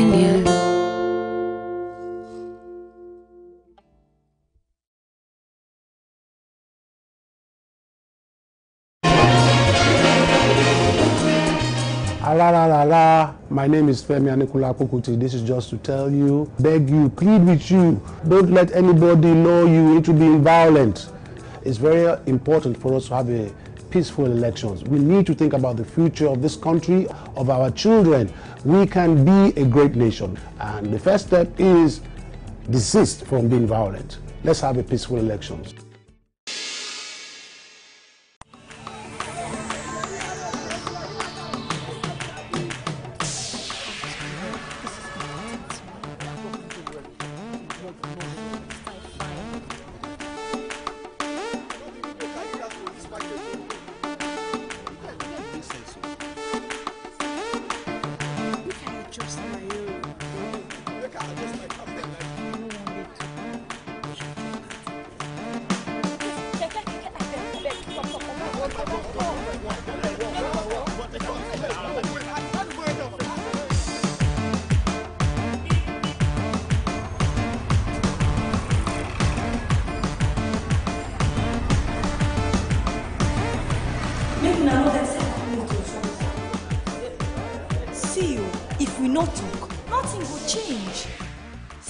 Government in the rain again.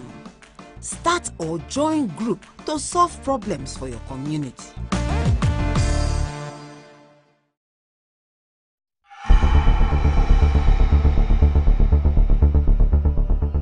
You're watching People's Television, your people's preferred station, powered by you.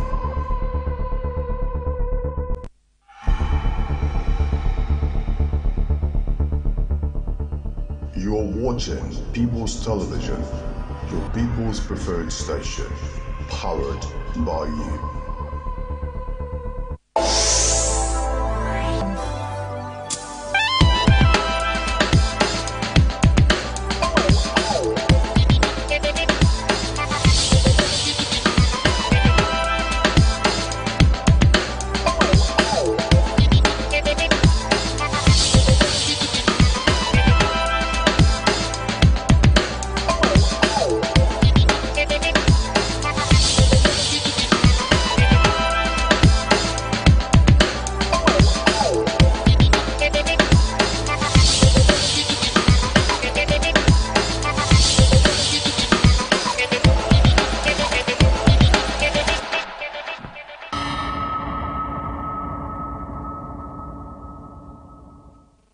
Hello and welcome to another informative and educative episode of PTV's Situation Room. Of course, Situation Room on PTV is the only program that answers the question behind the troubling questions and assumptions of your mind. We give you the fact the way it is on the trending stories.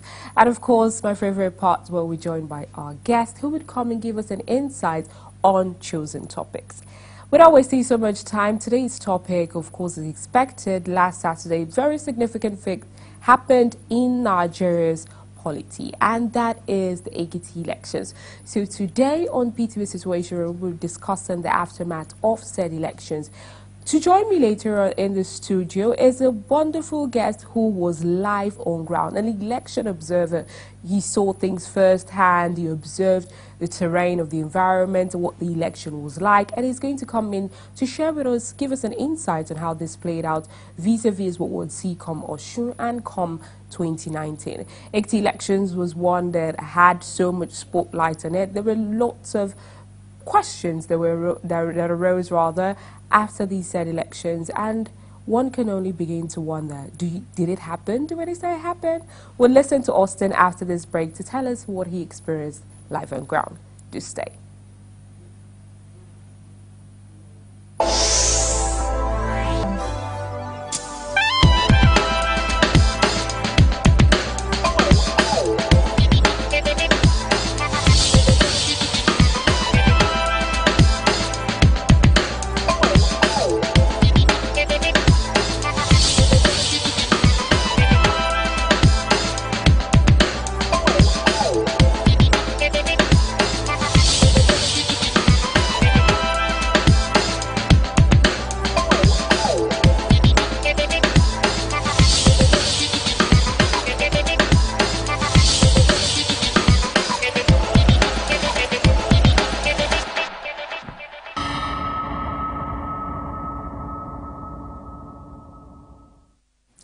You're welcome back. And before we went on that break, I told you we'll be discussing the aftermath of Ekiti elections.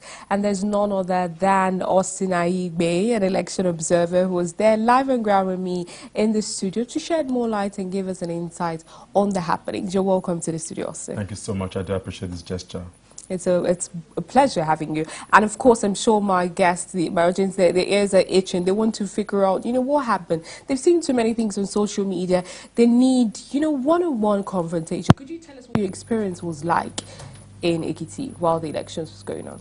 Okay, so maybe just because I have to tell you about what happened in Ekiti, I probably need to give you a background. Yes. Okay, so that will play a role into what happened and eventually the aftermath. Now we're discussing the aftermath.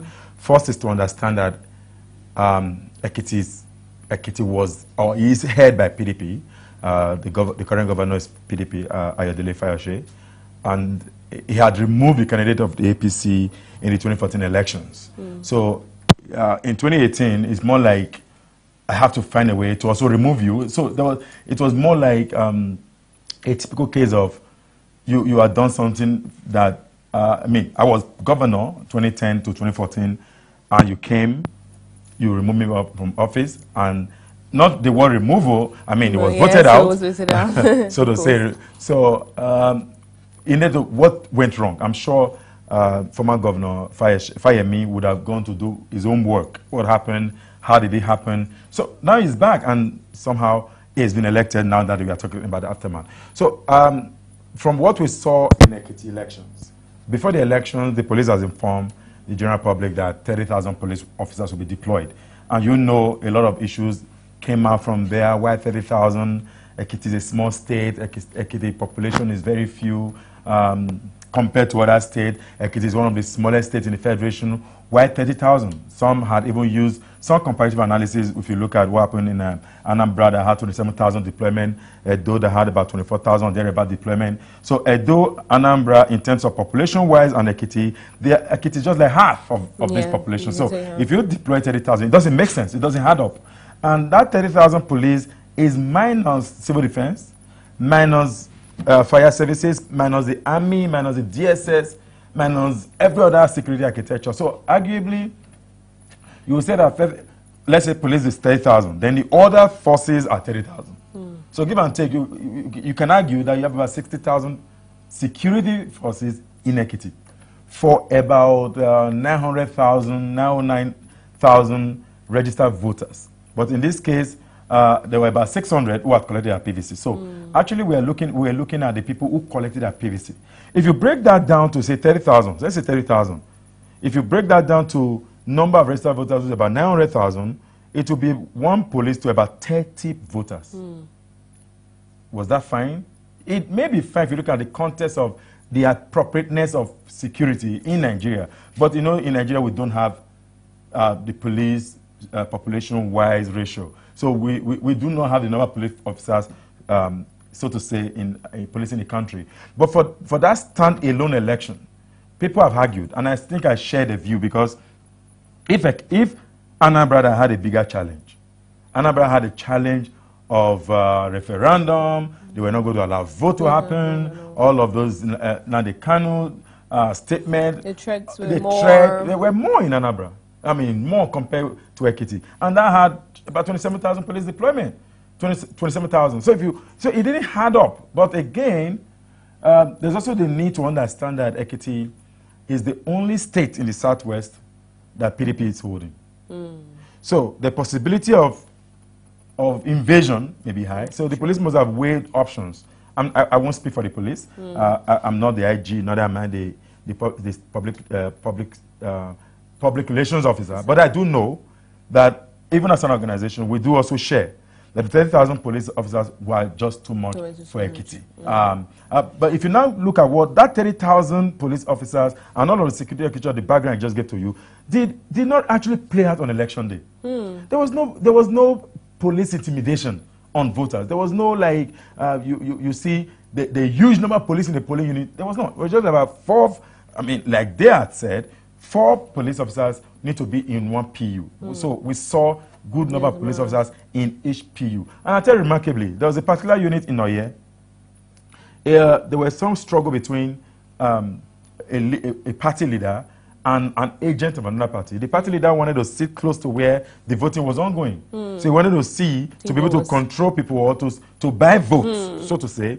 So, you know, when you vote, you see who you are voted for. That was another major you know, situation that happened there in Ekiti, vote buying. It was huge. It was huge. In one of the polling units where I visited, of course, is that when you go to polling unit, people try to always be very careful. They don't open up most of it because they don't want to see it. But I saw vote buying in Ekiti was high. There was vote trading. In fact, voters wanted to sell their votes. It wasn't that the political parties wanted to buy, because even though they had the money, so which they were prepared to buy, the intention was already there. But the voter also wanted to sell. There will not be any kind of, there won't be a deal if you have a product and I'm not ready to buy. Or you have okay, you have the product, I have the money, but I'm not willing to pay for your product. So there must be that consensus between you as the voter and as a political party who wants to buy that vote. So they had an agreement.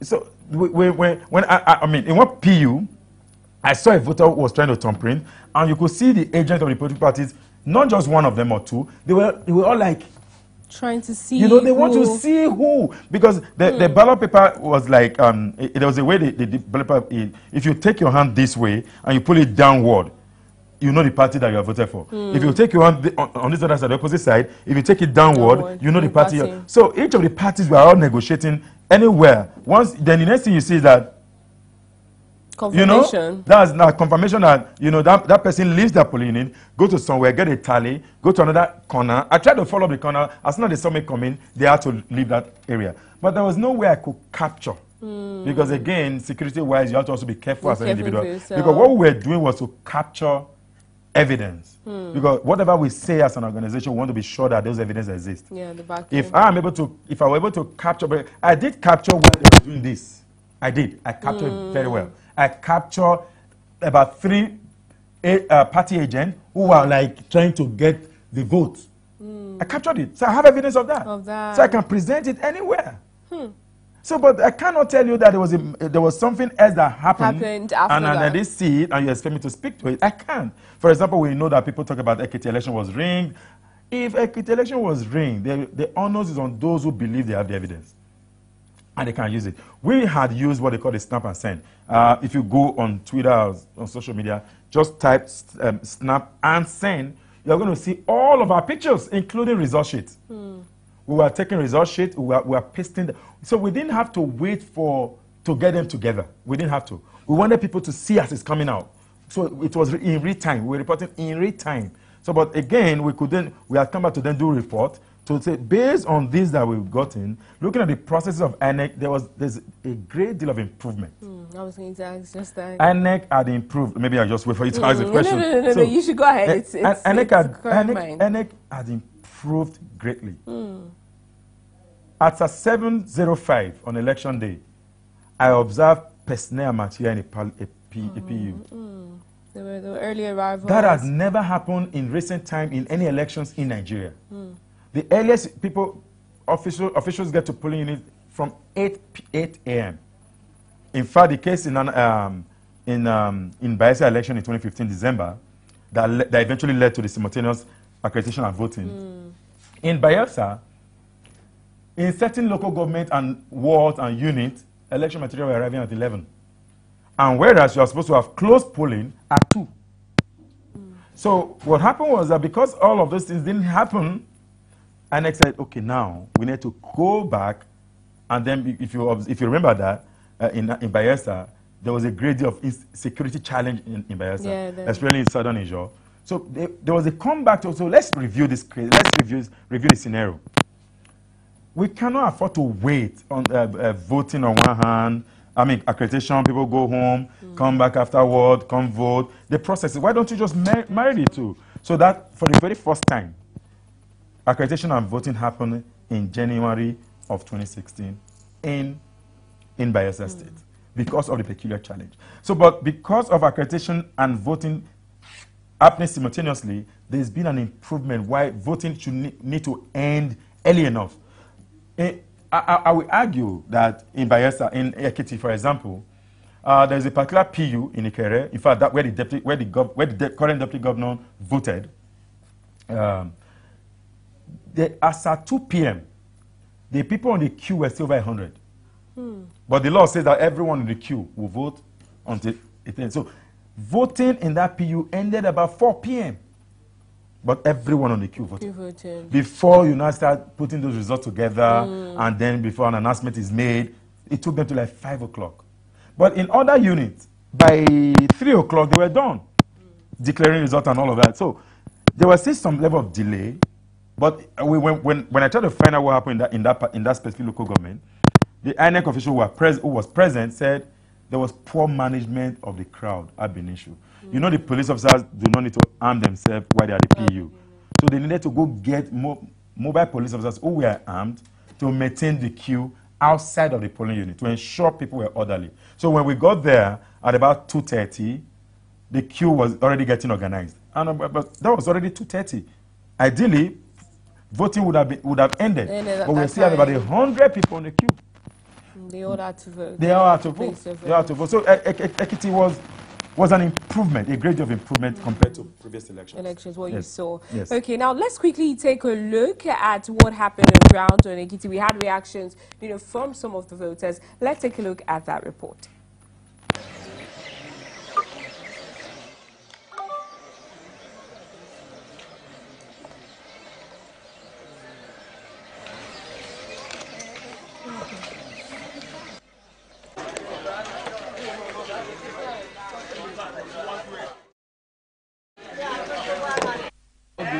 Because of the pilot paper, all this money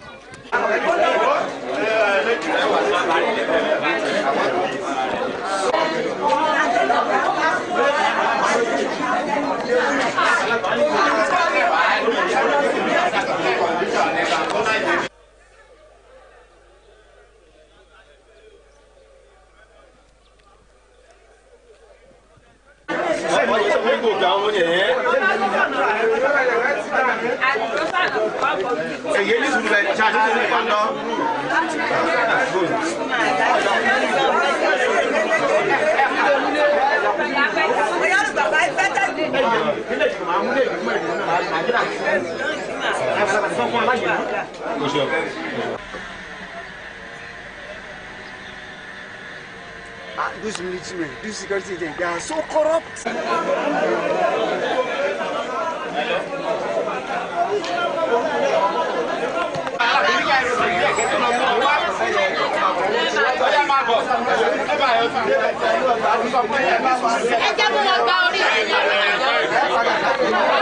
I'm Prophet Victor. Sunday Victor. Yeah, we are here to present our joy and the person which we want to emerge as our leader. And we are not here because of the money, we are here because it is our choice. The men and the women are here on a purpose to present what they want. As a matter of fact, I am here on my heart. We are not interested in the money.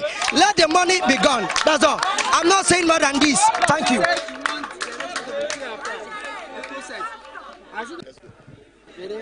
My name is Tolu Rolando Larewaju, a former local government chairmanship aspirant in Idosi local government. What's your impression? Unfortunately, it's supposed to be a free and fair election, but it's likely the security agencies at this particular unit have compromised with the APC. The agents here are actually looking at the voters that are voting, and the voters are showing the agents their votes.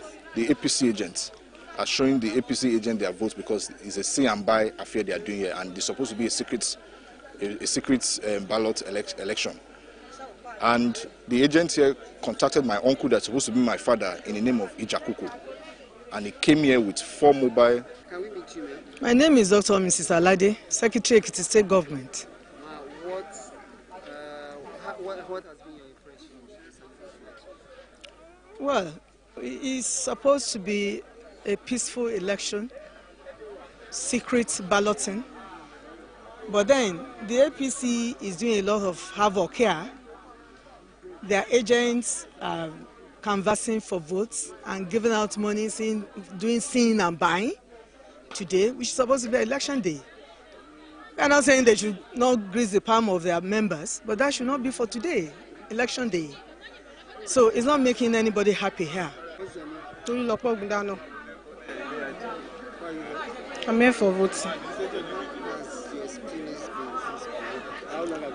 I've been here for some hours, but now it's not moving at all. I don't know, maybe it's because of the lot of people. So how have you seen the process? Like I said the other time, that it's not moving at all. So the process is not going as I'm expecting it.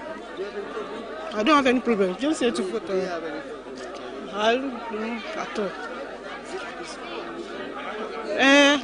It's going peaceful at all. Any other problem? Good morning, sir. Can we meet you, sir? Senator Olubunmi Adetunbi.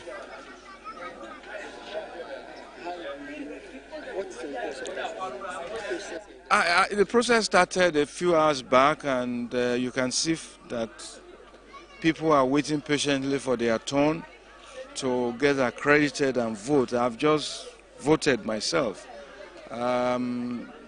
Very orderly process. The people have conducted themselves peacefully, and the electoral officials and the security people are doing their job to the best of their abilities, and so far so good. What you say, there has been some hiccups in the sense that there have been some problems about the issue of the card that are not recognizing the technology.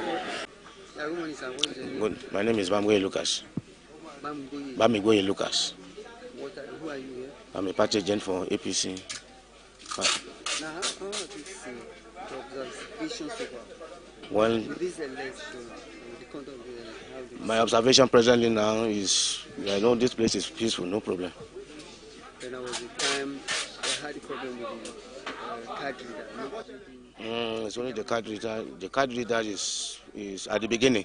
The card reader is functioning, but now you see that has little problem.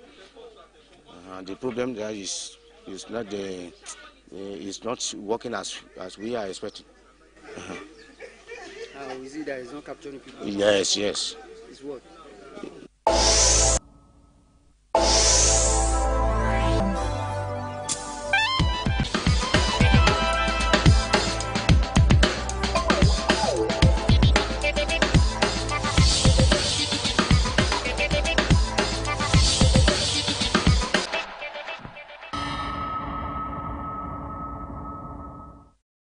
You're welcome back. Now, we just took a look at some of the views of what was happening live on ground. You know, while the election was going on, people that were on the queue to get voted, some of the officials and the senator, of course, you know, shared his opinion. People allege vote buying, as Austin right here with me in the studio also said, you know, was noticed some signals of it with the snap and send outreach that they were doing, you know, their capturing moment and all of that. It was a significant claim. But one other thing that stood out, you know, in Ekiti election was the fact that, you know, the MBC had to shut down, you know, the broadcasting commission of the House, because he used that as a platform to do the job of INEC, you know, something that he was not, you know, supposed to do. So Austin, when all of this happened, you know, the misinformation that, you know, got to the people first via this platform, how did it play out back there in Ekiti? You know, I think people were used to Governor Fayose always taking advantage of the media station to air views, either is projecting his party, the PDP, or is engaging with the federal government or whatever. So he's used to it, and people already know the kind of person. I think Ekiti people generally know Governor Fayose too well. I mean, too well. Even on a bike, you see a bike man who is telling you about figures and realities in Ekiti. They tell you categorically what. In fact, they don't miss words when they say what they say. They say categorically. They tell you about Governor Fayose, they tell you about former Governor Fayemi, they tell you about their historical tendency, they tell you about their profiling, they tell you about everything. And they tell you about who they are going to vote for. And they tell you, based on this, we are convinced that this is XYZ they want to vote for. So there's a consciousness of the people. Ekiti is highly conscious. I mean, educational-wise, you know, Ekiti stands out in terms of education upliftment of states. But in terms of, let me use the word. I'm trying to be very careful with the choice of words. In terms of civic responsibility to vote, I will pride them on it. But in terms of selling their conscience, no, that was Ekiti. Ekiti took us, reminded us of what had happened elsewhere, whether it was in Edo, Ondo, Anambra, and so we thought it was never going to happen in Ekiti, because of the processes that INEC had put in place. INEC had engaged with the police officers, engaged with the NASA, the satellite company of Nigeria. INEC had put in place structures to curb vote buying. But I will argue that none of those strategies worked. Because the box, I mean, the cubicle where people go in to vote is still open. It was supposed to be secret. It's supposed to be secret because why they use the word secret ballot system is that you are giving ballot openly, you go vote secretly, then you go out openly to put the ballot on the box. But in this case, both the ballot paper place of insurance is open, where they vote is relatively open. We need to devise strategy on isolating that point. And let me also say something that we also observed. In some PUs, where people were taking their phones to snap, because Ekiti started by snap and buy. Oh, evidence. Yes, because they say, okay, fine, you go vote. We won't follow you. You're going to be very strategic. You are the one to bring the evidence to what they'll pay. So you go to the polling unit, you snap the vote, you then take your picture, your phone to them somewhere, they look at it, and then they pay for it. But that didn't work because security officials knew, and they started saying voters must not go into polling with the phone. So automatically that strategy had to change. Then they started giving tally to, so the agent will then walk you out. Not, you know, they have all manner of agents. There's the one with the tag. There are many with that tag. So once it votes, the agent will give signal to the one that don't have the tag. It takes the voter. It tells him or her where to go. That one move behind. They go. I don't know. It's orchestrated. They actually adopted, you know, a procedure that would fit them. They were changing status. What do you think was the major cause of this? That Ekiti people were willingly and free. They were very ready to sell out their votes. Because it's what is happening now in the system. Voters don't care about their future anymore. Voters are complacent about, come on, I don't care whether the person wins or not. It won't do anything for me. Now, how do you say how does that correlate with what's going to happen come 2019? We're seeing the campaign for pushing to go get your PVC. We're seeing so much campaign of, you know, allowing our democracy grow to that point of what we had as far back as 1993, talking about the June 12 and all of that. Where does this put our Nigerian democracy come to 2019? I think we've just entered our democratic phase where I would call the wicked problem. It is wicked because we have to find practical solutions. To collect PVC, voters will tell you, you won't give me money. To collect PVC, right now you go to certain areas, go and collect your PVC, I beg, I don't have time. Let them declare public holiday. People no longer see voting as a right. They see now that voting has become a privilege. That you give me something that will motivate me, that will privilege me to go out to vote. Why will I leave my house when I should be sleeping? I mean, these are, and you also now know that most of the people who vote now are poor people. Rich people don't vote anymore. And I'm sure maybe you don't even have a PVC. I do have a PVC. And on election day, you are not going to vote. I would definitely go. I hope so. So there are many people who belong to this upper class who now provide for themselves. They run their own government. You go to their houses, they have 2 sets of generators. You go to their houses, they have 2 sets of security agency, security men. They have dogs. They have all manner of things. They provide their own government. They have boreholes, mighty tanks, overhead tanks. So they are providing their own government. They don't need the government in code. The only thing they need the government for is to ensure that things are working well, so that these people are poor don't encroach into the territory. That's a mindset. How do we move forward from here? We see the INEC and all of they're trying to, change this. They're trying to, how would we restore the voters' confidence? How would we restore the voting culture? Because we're talking about our future. We're not just talking about, what will happen. As the cankerworm eating so deep into the fabric of our democracy that even the people have lost trust in our own voting systems? The people have lost confidence, not in the voting system, in the government.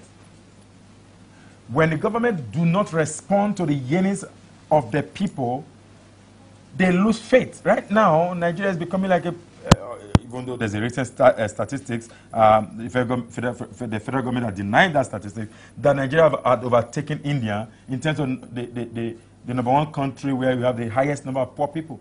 So Nigeria right now is poor in terms of the humans who live within it. But Nigeria is very rich in terms of the resources we do have. What a paradox. So now, you are now relying on these poor people, you are mobilizing them, giving them 2,000 or 3,000 to go get their PVC now.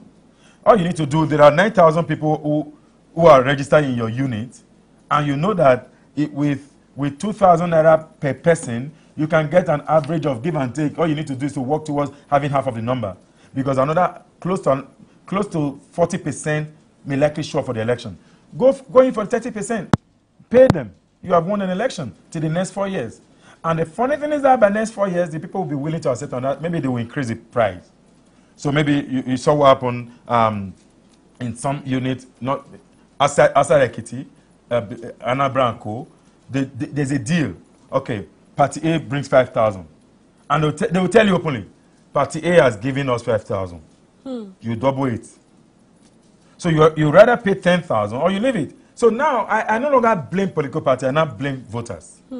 Even though I don't have the moral obligation to blame voters who are poor, because that 10,000 naira will go a long way to solve the immediate problem.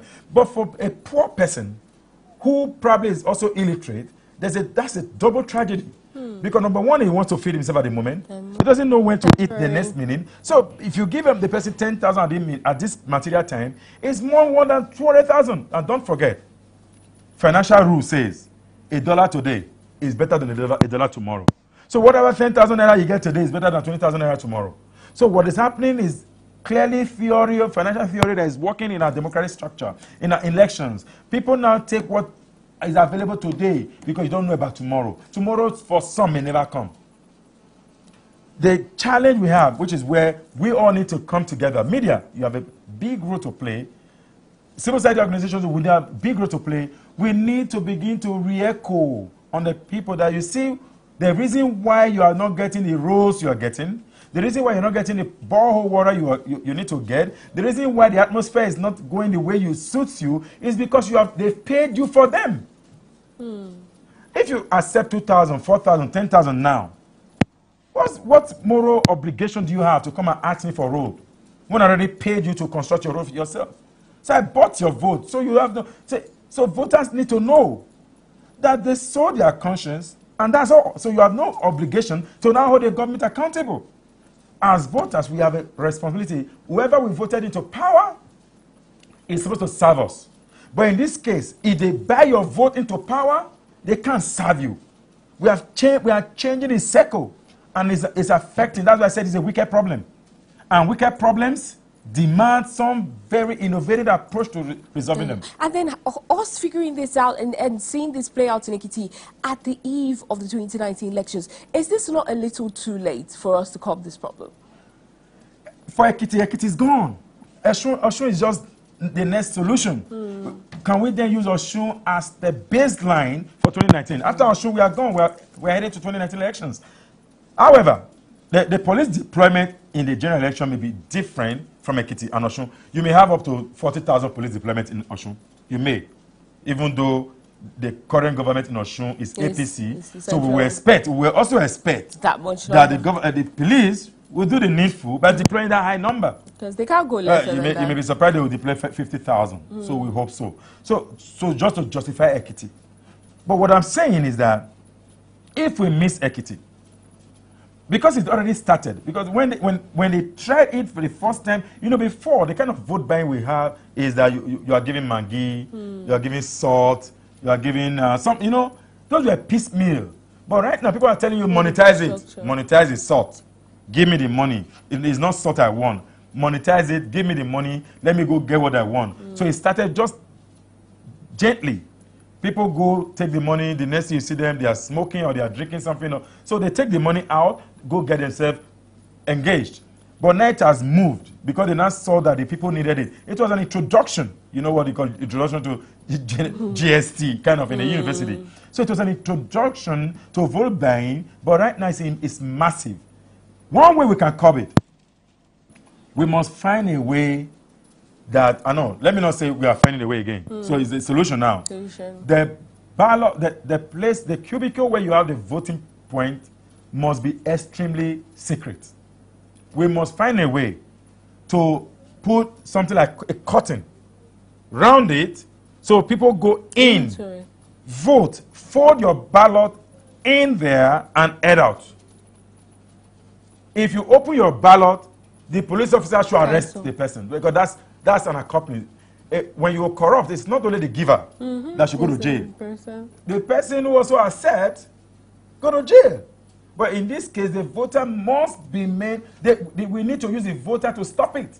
We need to put the onus on the voter to stop accepting, to stop negotiating for it. By creating a platform where the voter do not have access. An impossible situation. Yes, that's all. Or otherwise, the otherwise is that where we are also going now is electronic transmission of results. Can we get a machine like we have in Kaduna State during the local government poll, where you go into the particular location, you look at all the parties and you click on your own party, and that's all. You don't have to go show again that this is it, and agencies. No. So if we have that, Kaduna has given us a model. But people fear what happened in the United States about the Russia scandal, all those hacking. Yes, see, those things. I just think that there is no, if you do theory of development, every development has its own challenge, but we just got to improve. But now let's move from where we are. There's already a challenge with this vote buying. Let's move to the next stage. Let's see what happens. If by the time we get there, we may still have challenge with it, we then begin to find the solution as that we move again. Cause for development, we just need to be improving, and again, development is all about improvement.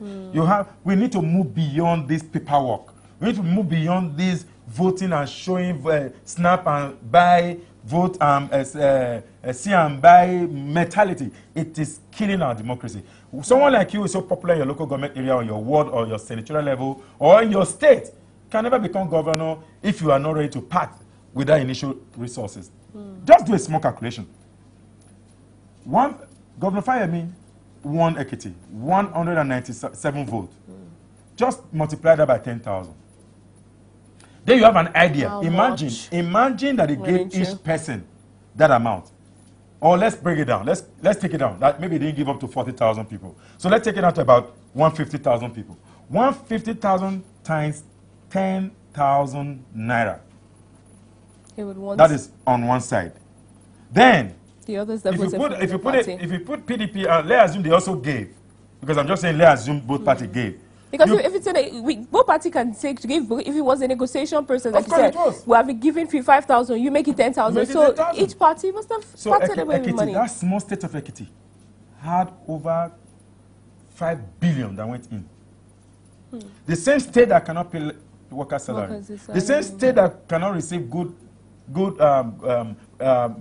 federal allocation is one of the poorest states in terms of federal allocation coming to state. It's one of the least states that receive the amount from the federal government. So if that state cannot receive that high from the federal government, and this huge amount of money goes into one-day election, there is a challenge with this architecture. We must find a way to solve it. And again, don't also forget, for example, let's say APC did pay, as alleged by PDP. All this money, whether it's coming from the person who won or whoever, somebody had invested in it. And the person will need the returns. Yo, every business. No, I won't go. I won't run a business where I can't Person get will my money back. definitely need No one, returns. not even you. I mean, everyone work for something. So if I am involved, if I'm putting, Governor, I'm putting in 10 billion in this election, and I need the office of the SSG, I need the Commissioner for Works, I need this, and you sign up a deal. So what it means is that because the office of the SSG is responsible for mopping up the engine of the state, that's when the resource comes and all of that. And Works is those who do the contract jobs. So it takes all of those things that will make the state better, and it puts it in his pocket, and that's the end of the state. That is one sad one to even imagine. For want of time, Austin, you've been a wonderful insight on this program. You gave us, most of us who were not live there on ground can almost imagine and, see what happened, from your explanation. Thank you so much. Austin has been one election observer that travels across. He knows where the election is happening, and he makes sure he finds himself there. Thank you so much for coming into the studio. Thank you again. I do appreciate it. Yeah. Now, for want of time, we cannot, take so much more. We'd have to wrap up the program now on today's episode. But I want us to think back and reflect about what has been discussed here already. We're talking about our future. We're talking about the future of the voters. Yes, food infrastructure, money at the moment, these are temporal measures. We're talking 4 years. 4 years after, 4 years down the line, what are you complaining about? Why would you come out and collect 10,000 naira and later complain that they're killing your people? Later complain that the security structure is not the way it is supposed to be. It's because you allowed the wrong people buy your vote and get into power. The moment we realize as individuals and as citizens of the country, like Austin said, our vote is our right. Our vote is our mantle of power. Our vote is the right for us to say, no, we don't want bad governance. No, we don't want bad leadership. We demand more. We deserve more. I think that is when our problems, would start to see a way to get solving. For the government of the day, for INEC, the Independent National Electoral Commission, they should see measures, like has been suggested, take up electronic voting. Let our problems get bigger. They say rich man, rich problems. For now, the problems we have is not something we can contend with. Telling a poor man, trying to convince a poor man who has not eaten, that is really sad. But when you have an electronic voting machine, you know where to find the hackers. You know the hacking community. You would know the problem will be better solved. The group of people that are doing that will be minute. It wouldn't be all voters. I think all of these measures, all of this suggestion, as laid out by my wonderful guest today, is something that the government and the people need to chew on, deliberate on, and make sure, it gets consumed in the body. For want of time, thank you so much once more, Austin. It has been a wonderful. Definitely, Austin is going to come back, to the studios and have more analysis, give us more suggestions, and talk about other trending stories. It has been a wonderful one. For me, right here on PTV Situation Room, I am Aisha Jibrin. Same time, same station. Keep it a date with us next week. Bye-bye.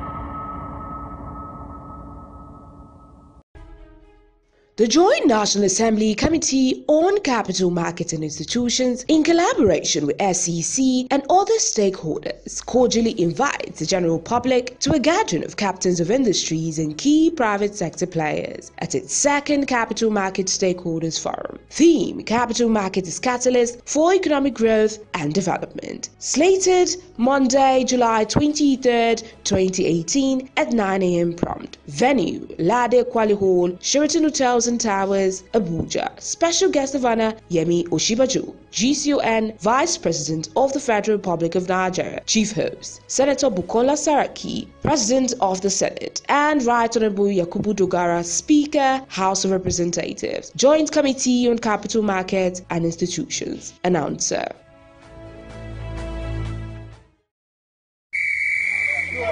To, da kai da ke da ita da shi da kowa nake so na yi magana da. Me ke faruwa? Kana son karuwa ga ka zaune bakin rijiya amma kana jin ishin ruwa? Gangan jikin siyasa. In ta dangwala ka dangwala na dangwala. Ina amfanin ana yi ba da kai ba? A turancin Najeriya to an gaya maka. No sit down look. Kana sit down kana looking komai na ƙara lalacewa? Ina ka ga daman ƙorafi? Da masu jini a jika ake yi, watan matasa. Kwankwasa a buɗa ki shige, dago ka shaki iska ko kalime, da ƙyar ka sha yafi da ƙyar aka kama ka. No sit down look. Matasa ke siyasa. Yin rajista, karɓi katin zaɓe, yana da amfani ƙwarai kwa. No sit down look. No sit down look. No sit down look. Make una no sit down look o.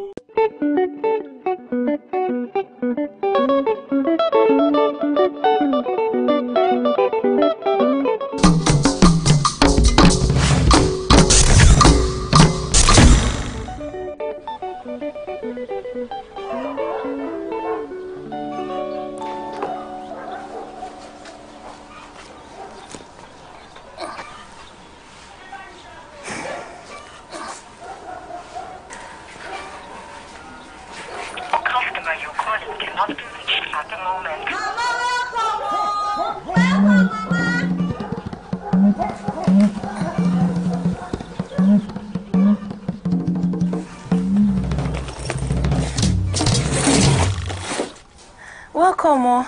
This is a pleasant surprise. I don't know, say you dey come. How village? It is coming again. Where your slippers? Fast, fast, fast.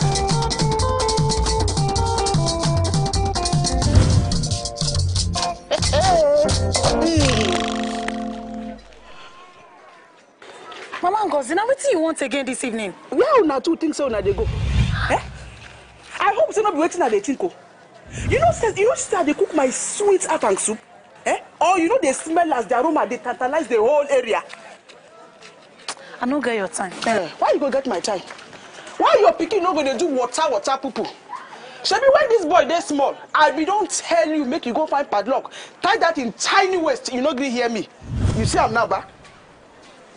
Ngo, you still dey on top this your padlock matter. You know say levels don't change. My sister, leave that thing. You dey hear me? Even if level change, you no go ever reach your side. No carry your wahala come meet me this evening, oh. I dey warn you, oh. Mommy! I no blame you. If to say your mama and your papa take that padlock, lock this your mouth, or for hear word.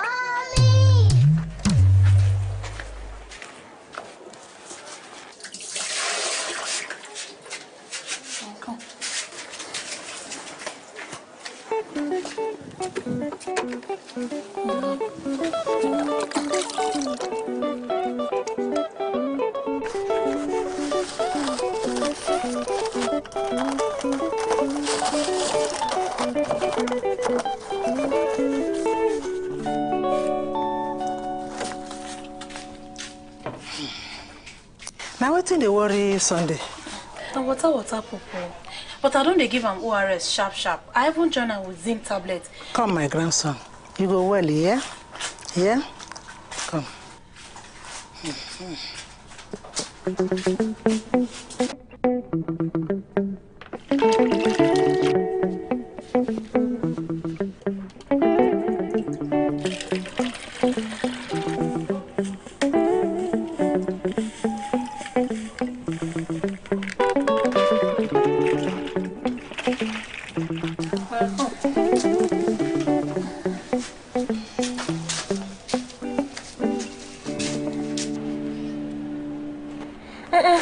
Drink now.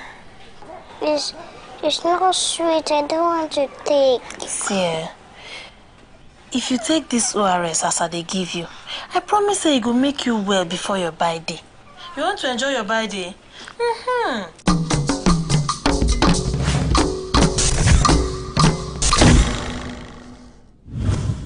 Mama, you get something you define.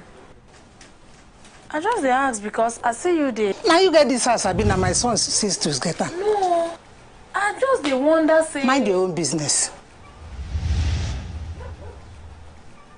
Anyway, the last time where I come, I been forget your husband picture. The time we be small picking. I don't find him for village. I don't see him. I feel make I come check him here. Okay, some picture there for wardrobe. I go bring and make you for check. But Mama, I surprised say you never asked of your son sister so. Have you not two don't talk before you come? My eye blind, she. I know she say sisters not there for house since I come. I know they go anywhere. I go there here until sisters come back, come meet me here.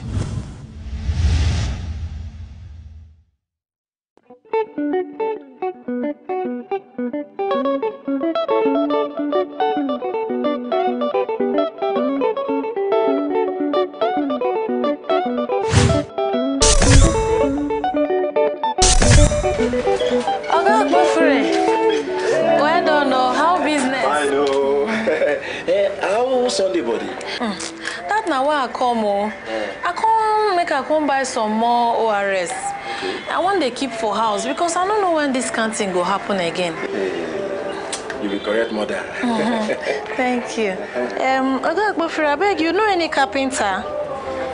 My drawer for house spoil, and I dare they lock important things keep. I don't want my Sunday and his sister spoil them. I get. I saved the person number for phone. Make I find out.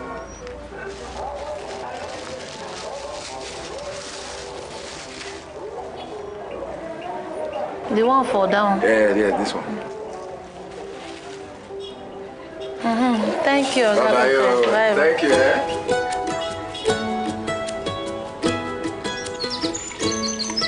Big girls. She dey waste bottle water.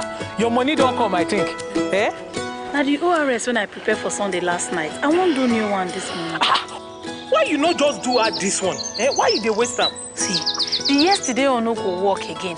You must to prepare fresh one every day. I don't understand. You want to say I did one? Eliza.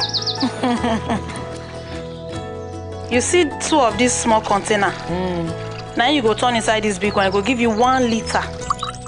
Now be the complete quantity. Before you go come put the ORS sachet. This sachet really see here. Eh? All this wahala for waiting now. Why you not just give her water drink? You don't know say the salt inside the water they very important.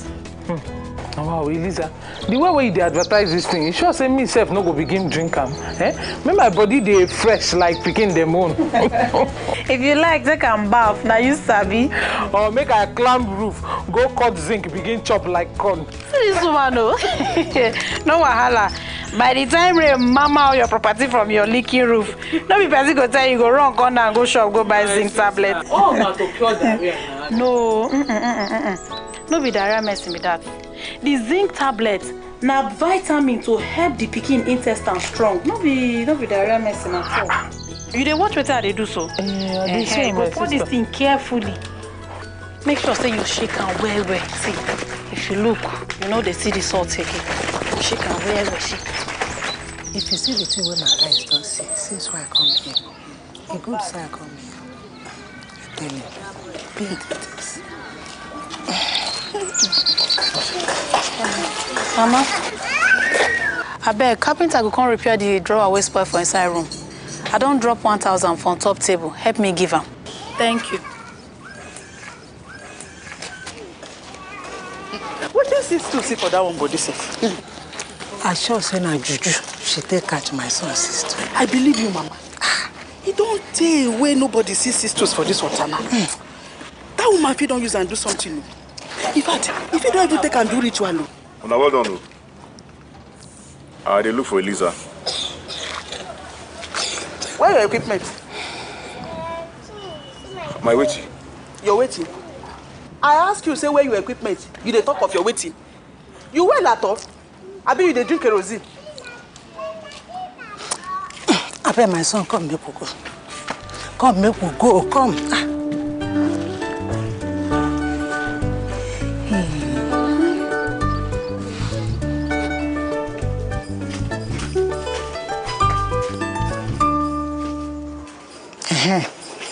I know say Eliza say make you come repair this drawer where the lock don't spoil. But to get another one, she forget to tell you.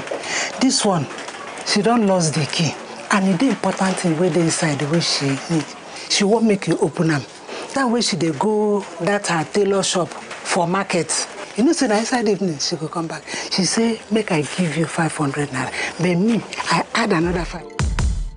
And here we go then. Great atmosphere and the allure and glamour of this International Champions Cup. Rashford inside the area, Rashford scores! Rashford cut home by Marquinhos, Chiellini has scored. Pastore in the box, and Mosley! Robbie, yes, Arsenal level it. Shot from distance, oh what a goal! An absolute doozy. It's new, it's here. It's premium entertainment for everyone from August 1st. Get popping every day with Ebony Life TV. Mondays are from Nollywood. Tuesdays are for novellas. The Next Generation have a blast on Wednesdays. Thursdays are for drama. Fridays are there to excite you and binge every weekend.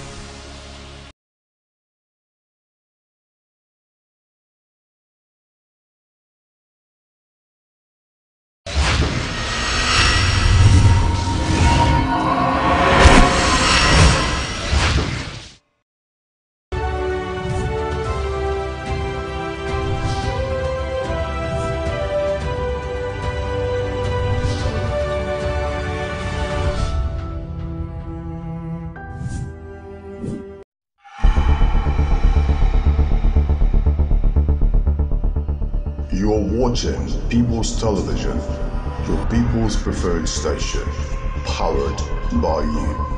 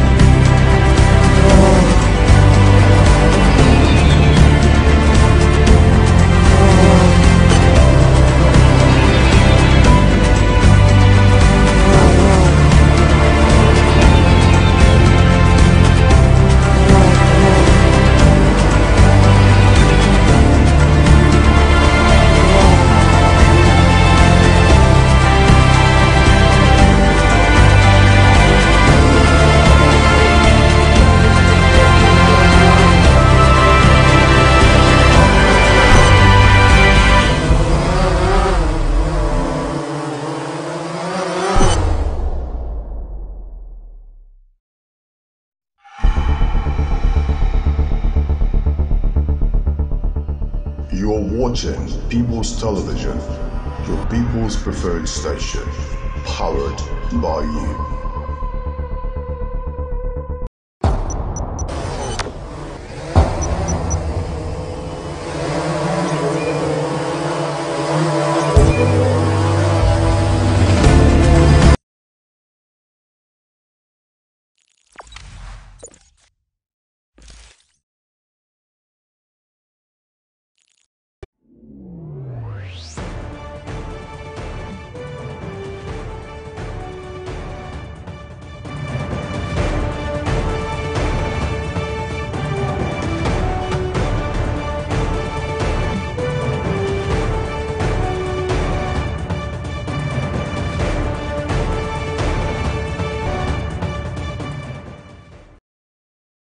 Good evening and welcome to PTV Tonight. I am Daniel Mwaboso. President Muhammadu Buhari is demanding increased voter education in the country ahead of the 2019 general elections. The president spoke on this and other issues while receiving different delegations at the State House in the course of the week. PTV's Emmanuel Bagudu now present details of the president's meeting since his return from Netherlands. Within hours of his return from The Hague, it's back to business for President Buhari.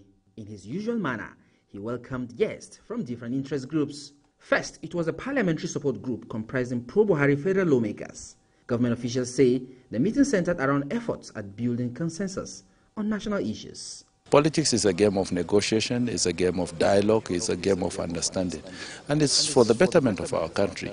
We are the party in government. The legislature is part of government. We'll be able to build synergy, build consensus around issues and find resolutions to it so that we can deliver on the dividends of democracy as we promised our people.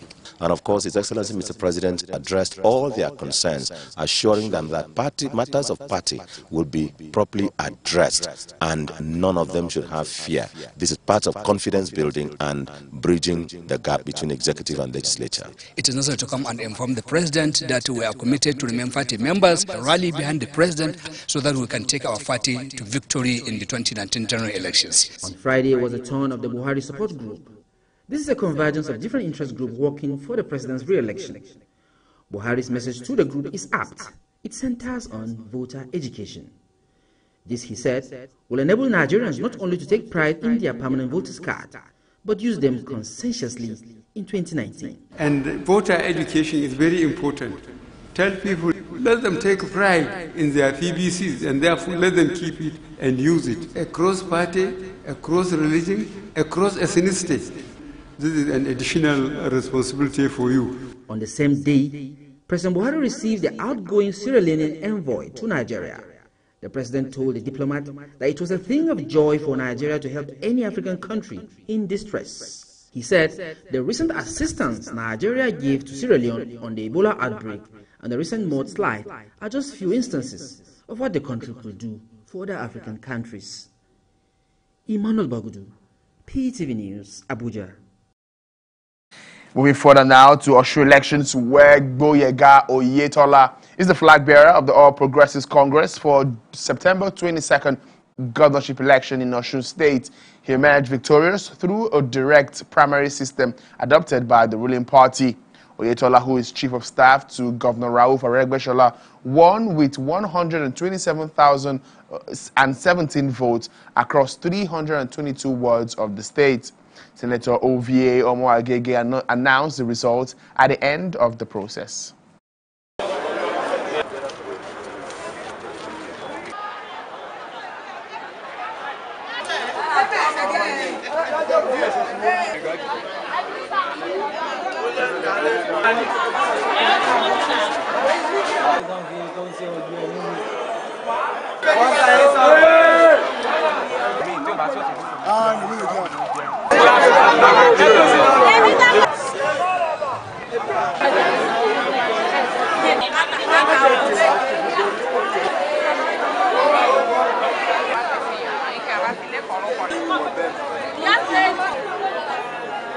Adeboye Kiaka, having scored the majority of the lawful votes cast, is hereby declared the winner and returned as the official flag bearer of APC in the September 2018 elections for Osun State. To join me in the task of winning the elections of September 22nd and running a people's-oriented government. It will be a government until Governor Aregbesola leaves in November. Let us all work together to continue to make it our government after he leaves.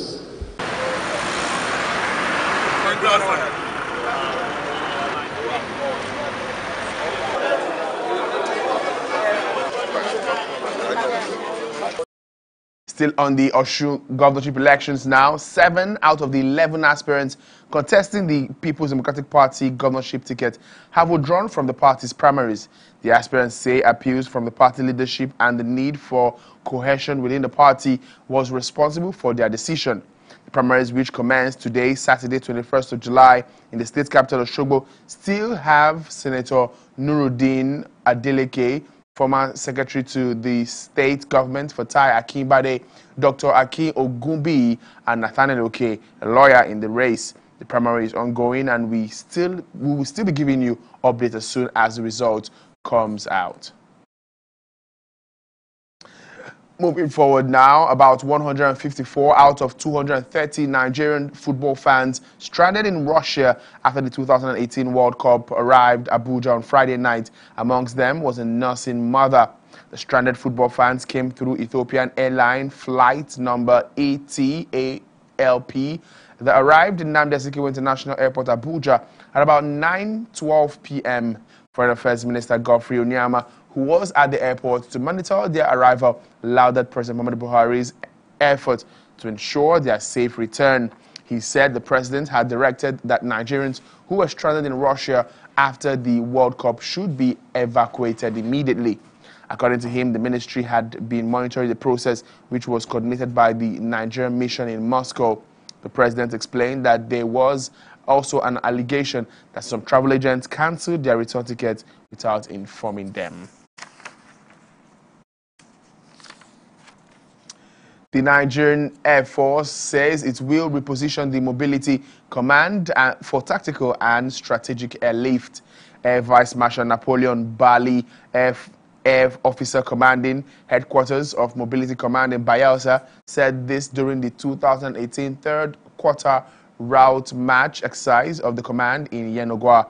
Bali said repositioning the command became necessary to completely tackle and contain the security challenges in the country. According to him, the Air Force embarked on the exercise for its officers to be fit in discharge of their duties. He promised to work towards repositioning Mobility Command for tactical and strategic airlift in support of national security imperatives. The Air Force chief also urged all airmen and women to go beyond routine road march exercise and engage in personal and individual exercise. Away from that now to Jos, where the Jos main market has been gutted by midnight fire, leaving traders at the market counting their losses. The Plateau State Police Commissioner, Mr. Adie Undie, said the fire started at about 1:30 a.m. and the police and the State Fire Service responded promptly to salvage the situation.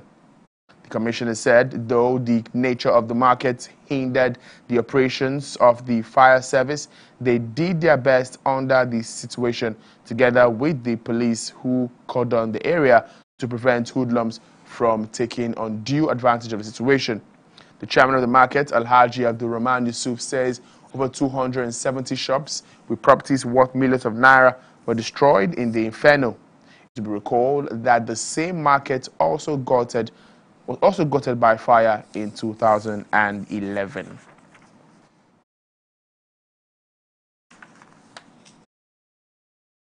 Nigeria's main opposition party, the People's Democratic Party, has asked President Muhammadu Buhari and the federal government to stop deceiving Nigerians with a non-existent national career. The party said in a statement by its spokesman, Kola Ologbondiyan, that it was just a ploy to hand-wink Nigerians now that elections are around the corner.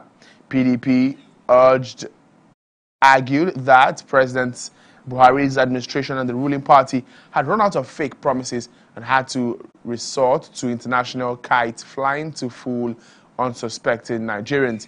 He said it was not funny that the federal government was merely unveiling logos and drawings of an airplane as well as imaginary routes.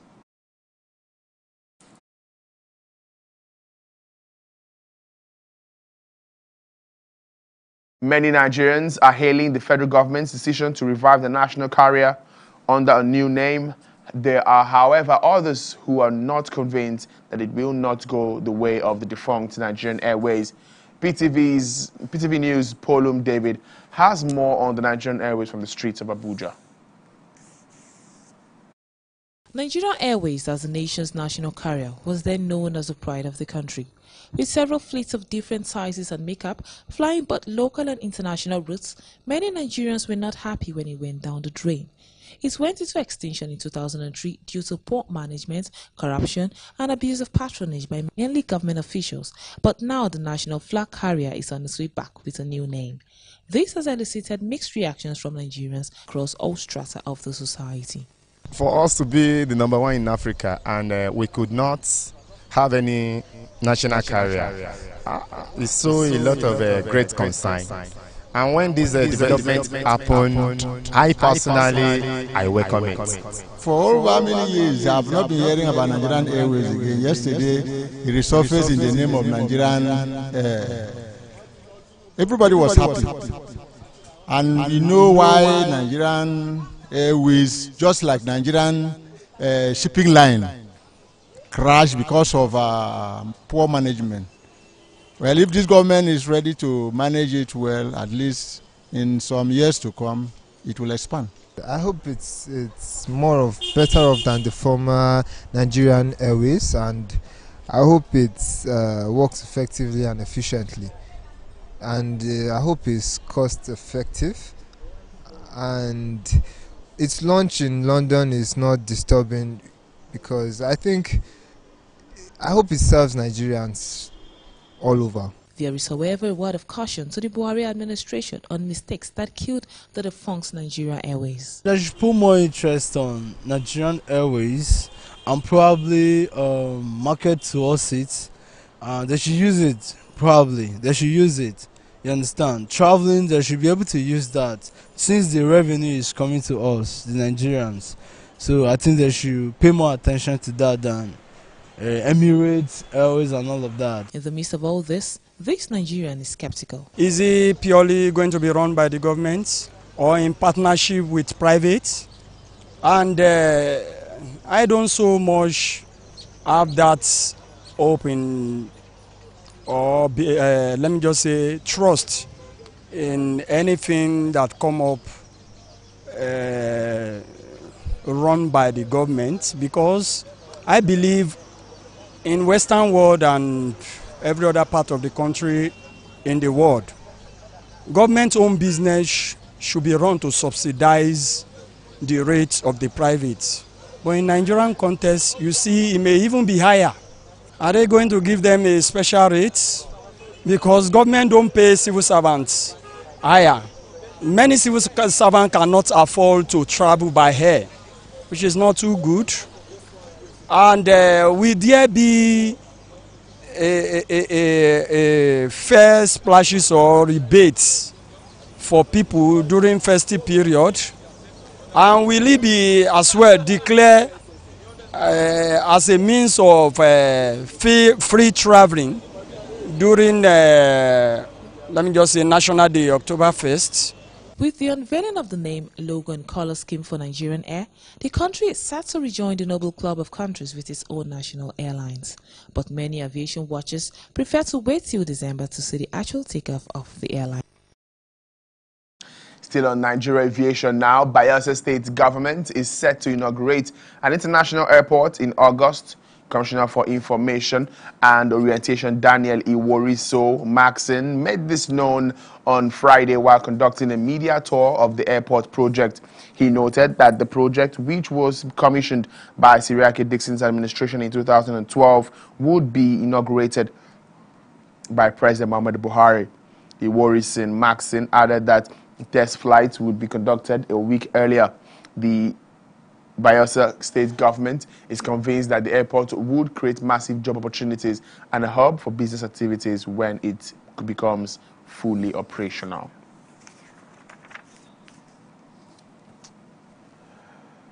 The National Assembly Joint Committees on Capital Markets is set for the second biannual Stakeholders Capital Market Summit, which holds in Abuja on to 23rd of July 2018. The lawmakers explained that they were encouraged by the achievements recorded with the first edition to press on with another one. They say 8 bills on how to improve the capital market emerged from the 2016 session and are presently being used to improve on the economy. Emmanuel Ehijene reports. These are members of the National Assembly Joint Committees on the Capital Market. They have completed arrangements for a second Capital Market Summit. The lawmakers are seeking media buy-in for what they say will help improve the Nigerian capital market and, by extension, the economy. There's no way Nigerians will even know what has gone on. So I want to appeal to the press to give us enough coverage. By giving us enough coverage, you are giving yourself enough coverage. Because when you want to set up your TV station, you may go to the capital market. You want to set up your newspaper, you will need the capital market. So when we are helping the capital market, we are not just helping a committee or 2 committees of the National Assembly. We are helping our brothers and sisters who are members of this country. And we are helping ourselves because we will not be in the National Assembly forever. We will one day go to the capital market. The lawmakers are bent on ensuring that more private sector funding enter the economy through the capital market. The issue that makes Nigeria to always be lacking behind in development projects is access to funds. The Senate and House Representative Committee are geared towards committedly developing access to investment funds by the private sector, even by the government, who can go to the capital market, not just raising bonds, who can go to the capital market and also raise money. This year specifically, we designed a topic for commodity exchange, for emphasis. There have been, for the past how many years, deliberate effort by government to deepen the agricultural sector. But farmers will not be encouraged to go back to farm if last year's produce is not adequately priced and they get return for their investment. Nobody will return to a venture that pay you less than you invested in it. And we'll come to realize that without a veritable commodity exchange platform, farmers will suffer. Building on the successes of the first summit, the organizers are focusing this time on the role of the commodity exchange. This is with the view to boosting efforts to diversify the economy. Nobody, I repeat, sells cocoa in Ghana without going through those platforms. You can't sell coffee, anything in Ethiopia, without going through that platform. It helps in standardization of your product. At the same time, farmers get adequate return. So deliberately in this year's conference, we designed a topic to expand the scope of commodity exchange and to bring Nigerians to the consciousness of it. The same way you have brokers in stock exchange and registrar, you have people who will be brokers in commodity. Even insurance. And earn money, earn a lot. Government will earn a lot of interest, profit from it. The aim of the summit is to use legislative tools to rejuvenate the Nigerian capital market for economic growth and development of the country. Emmanuel Ehijene, PTV News, Abuja. We'll leave you with more stories on the National Assembly Capital Market, where our presenter, Aisha Jibrin, had the chat with the delegation of the National Assembly on the issue. My name is Daniel Mwaboso. Many thanks for watching.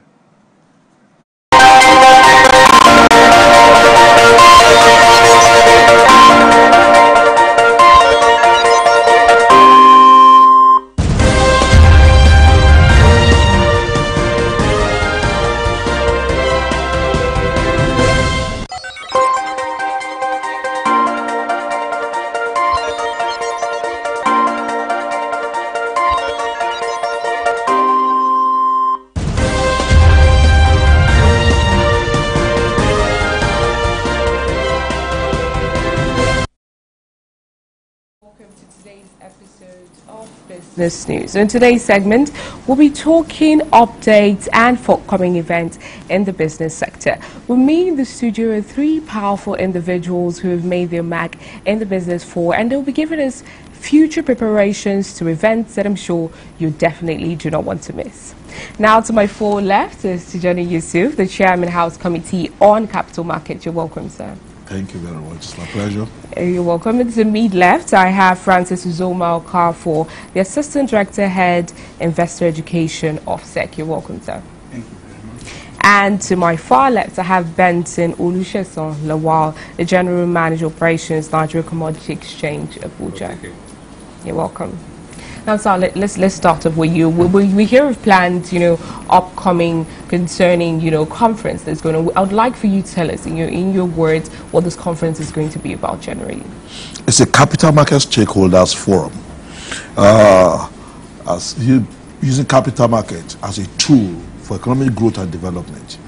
The Joint Committee of Capital Market and Institution in the House of Representatives and Senate, in collaboration with Securities and Exchange Commission, Nigeria Stock Exchange, Commodity Exchange, and other stakeholders, come up with this idea. We had the first edition in 2016, and come 23rd of this month, Monday, Sheraton and Towers will be having the second edition. The intention is, one, to bring to fore the very, very important role capital market will play in an economy. Two, to expose Nigerians to the opportunities that we have not tapped into. Three, to tell the whole world that we are not just a nation of talk. We want to bring to the notice of everyone the deliverables of the first conference, what have been done with it, so to chart a new way forward. The commodity exchange aspect is so important that we chose to have a specific topic handled by seasoned men in the market to elucidate, tell Nigerians why our agri sector is where it is. No matter what you do, the end result of a farmer going to farm and getting good yield is for him to have money in his pocket. If there's no such platform that will translate that to such, I've not done anything. So basically, what we are doing is to have a forum where we'll have all the best we can think of in the market come. So this is how far we are. This is where we want to go. This is the direct step to go to achieve that El Dorado that we all desire. Okay, thank you very much. Now, Mr. Benson Olusegun, he made mention of the Nigeria Commodity Exchange, market. What for are you going to push? What first foods are you going to push out in this conference to help? Like he made mention of, the traders and given the string of operations from one level to another. Commodity exchange is a novel concept in this country. It's an infrastructure, trading infrastructure that is not too common. And very many people are unfamiliar with what it is. So, and as he has rightly said, the essence of going into operation is money making. Farmers will be more than willing to go back to the farm if they can produce and sell what they have produced. And not just selling, but selling at the best price. And the best to do that is through commodity exchange. And what do I mean by commodity exchange? Commodity exchange is a marketing platform through which buyers and sellers in commodities are brought together. As we have presently, people produce only to start looking for who will buy after harvest. And that is happening because we don't have a platform where buyers and sellers can meet. So with this kind of arrangement, this kind of workshop that's coming up, people will get to know that we have commodity exchanges in place, and they will get to know what are the benefits they can derive from such commodity exchanges. And government itself will also know what they need to do to make the exchange functional. And to that extent, with government support and necessary regulatory and institutional framework in place, the exchange will more than ever before they deliver. Great. And Prince Okafor, would you like to explain to us how, you would restore investors' confidence, in this conference using your SEC as the forefront? Thank you very much, Aisha. The concept of this forum is built on how to let people know that the market we have today is a market built on confidence. The confidence of the people is what we are trying to rejuvenate. Since the crash in 2008, the SEC have been doing everything it could in bringing back the confidence in the market through sensitization, through this kind of forum, through what we do to deepen the capital market. Literacy aspect is what we are encouraging, because everybody who is an investor needs to be protected. Anybody who is an investor should get whatever he has invested in. And we are doing this through cutting costs, through what we have done in people getting back what they have invested in. Today, we are talking about unclaimed dividends. The SEC has done what they could, that whatever any declaration, you get it directly. Direct settlement is another area the SEC is working very hard to make sure that once you invest, when you say you get your investment directly, it is no more going to stockbroker or whoever. These are some of the things we are doing. And what are we going to do with this conference is to let people know all of these initiatives. We have a capital market master plan from 2015 to 2025, which we are working on. So this kind of forum of capital market with collaboration with the NAS, the Commodity Exchange, the Stock Exchange, and other stakeholders will be a veritable opportunity and forum to let the world know what the SEC is doing to bring confidence back in the market and to protect investors. This is quite commendable. Yusuf, I'd like to ask, I've seen the National Assembly, be involved since, like he said, the crash that happened in 2008, 2009, the global financial meltdown. There's been lots of policies, that have been made to try and restore, investors' confidence in the market and all of that. What are the future, what is the National Assembly looking to do with this conference and thereafter, to make this a soft landing? The first conference exposed to us lacunas in the law that we need to fix as National Assembly, and we've done some at the second reading, some at the public hearing. This will further, because one thing about change is constant. This will further expose us to the integrity of capital market, get us educated as legislators to make the right law. It's garbage in, garbage out. If I don't know, I don't know. And three, for the first time, this 8th Assembly, we are bringing together every player, NASD, FMDQ, NCC, Commodity Exchange, whatever. Everybody is coming under the same platform, so as to make sure that any policy decision is well thought out. It's not just CBN is involved, Inland Revenue is involved, Ministry of Finance is involved, Presidency is involved. Economy of a nation cannot be left to one segment. You can't look away and focus on money market alone without the fiscal part.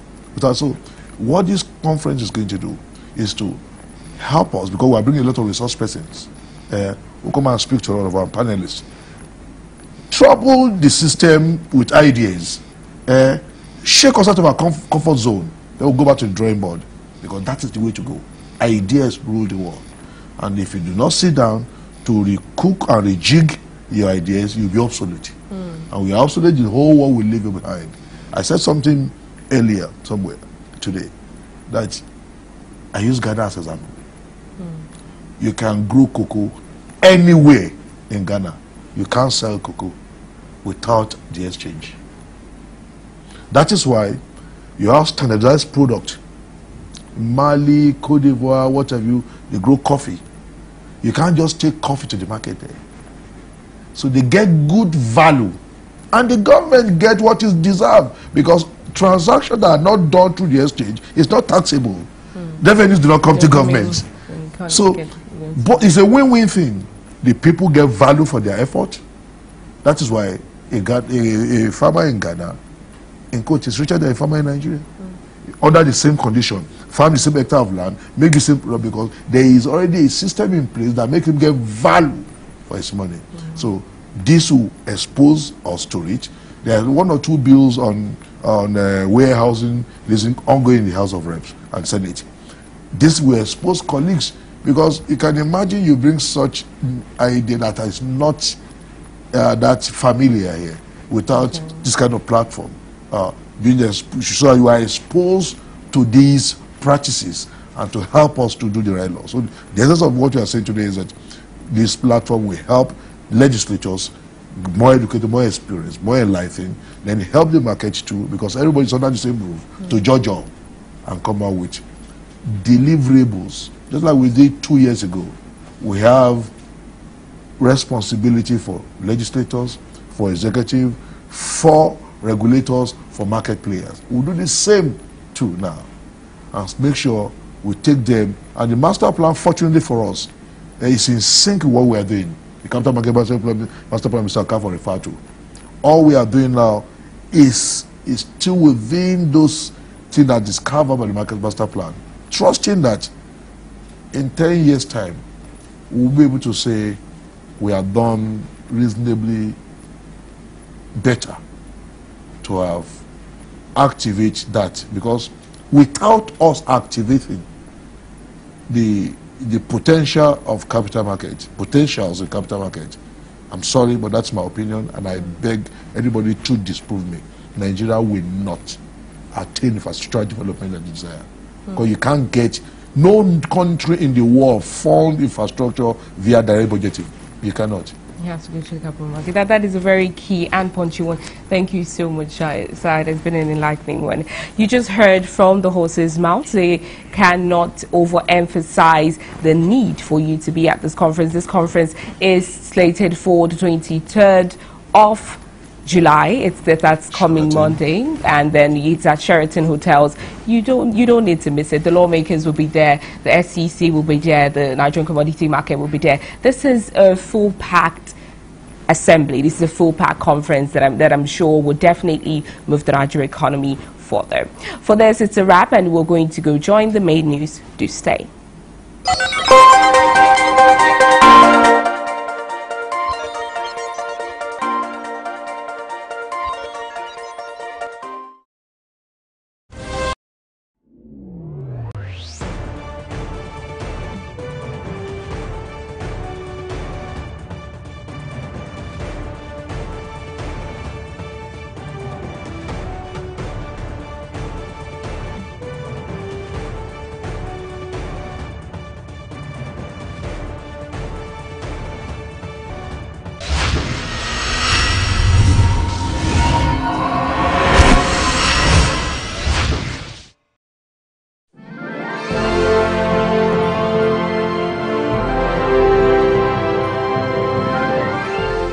Women working in Nigeria's informal sector are everyday victims of multiple taxation, illegal levies, extortion, and human rights abuses carried out by market authorities, sometimes with support from state agents.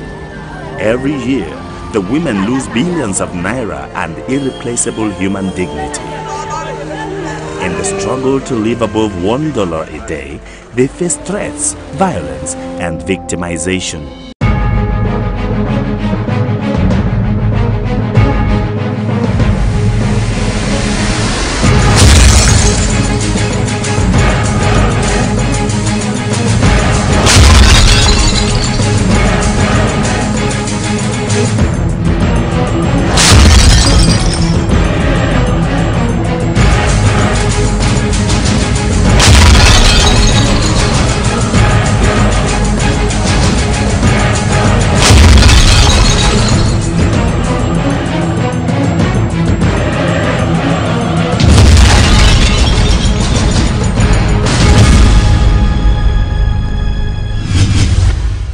Beginning the day 5 o'clock in the morning may be too early for most office workers. But that wee hour is already too late for most of the millions of women working in Nigeria's informal sector.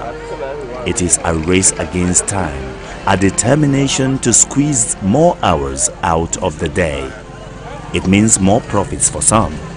For others, it is simply a struggle to live above $1 a day if the taxman permits. Onitsha is the commercial nerve center of Anambra State and home to major markets such as Main Market, Ochanja, Osokwodu, Fege, Bright Street and Headbridge Market. Because merchants come from Cameroon, Niger Republic and the ECOWAS sub-region to buy goods, Onitsha is referred to as the commercial capital of West Africa. The Ose Fish Market in Onitsha is popular for its spectacle and for the thousands of people that come in daily from far and near. Nigeria spends about 125.38 billion naira annually on fish imports. In this market, virtually all the fish sellers are women. However,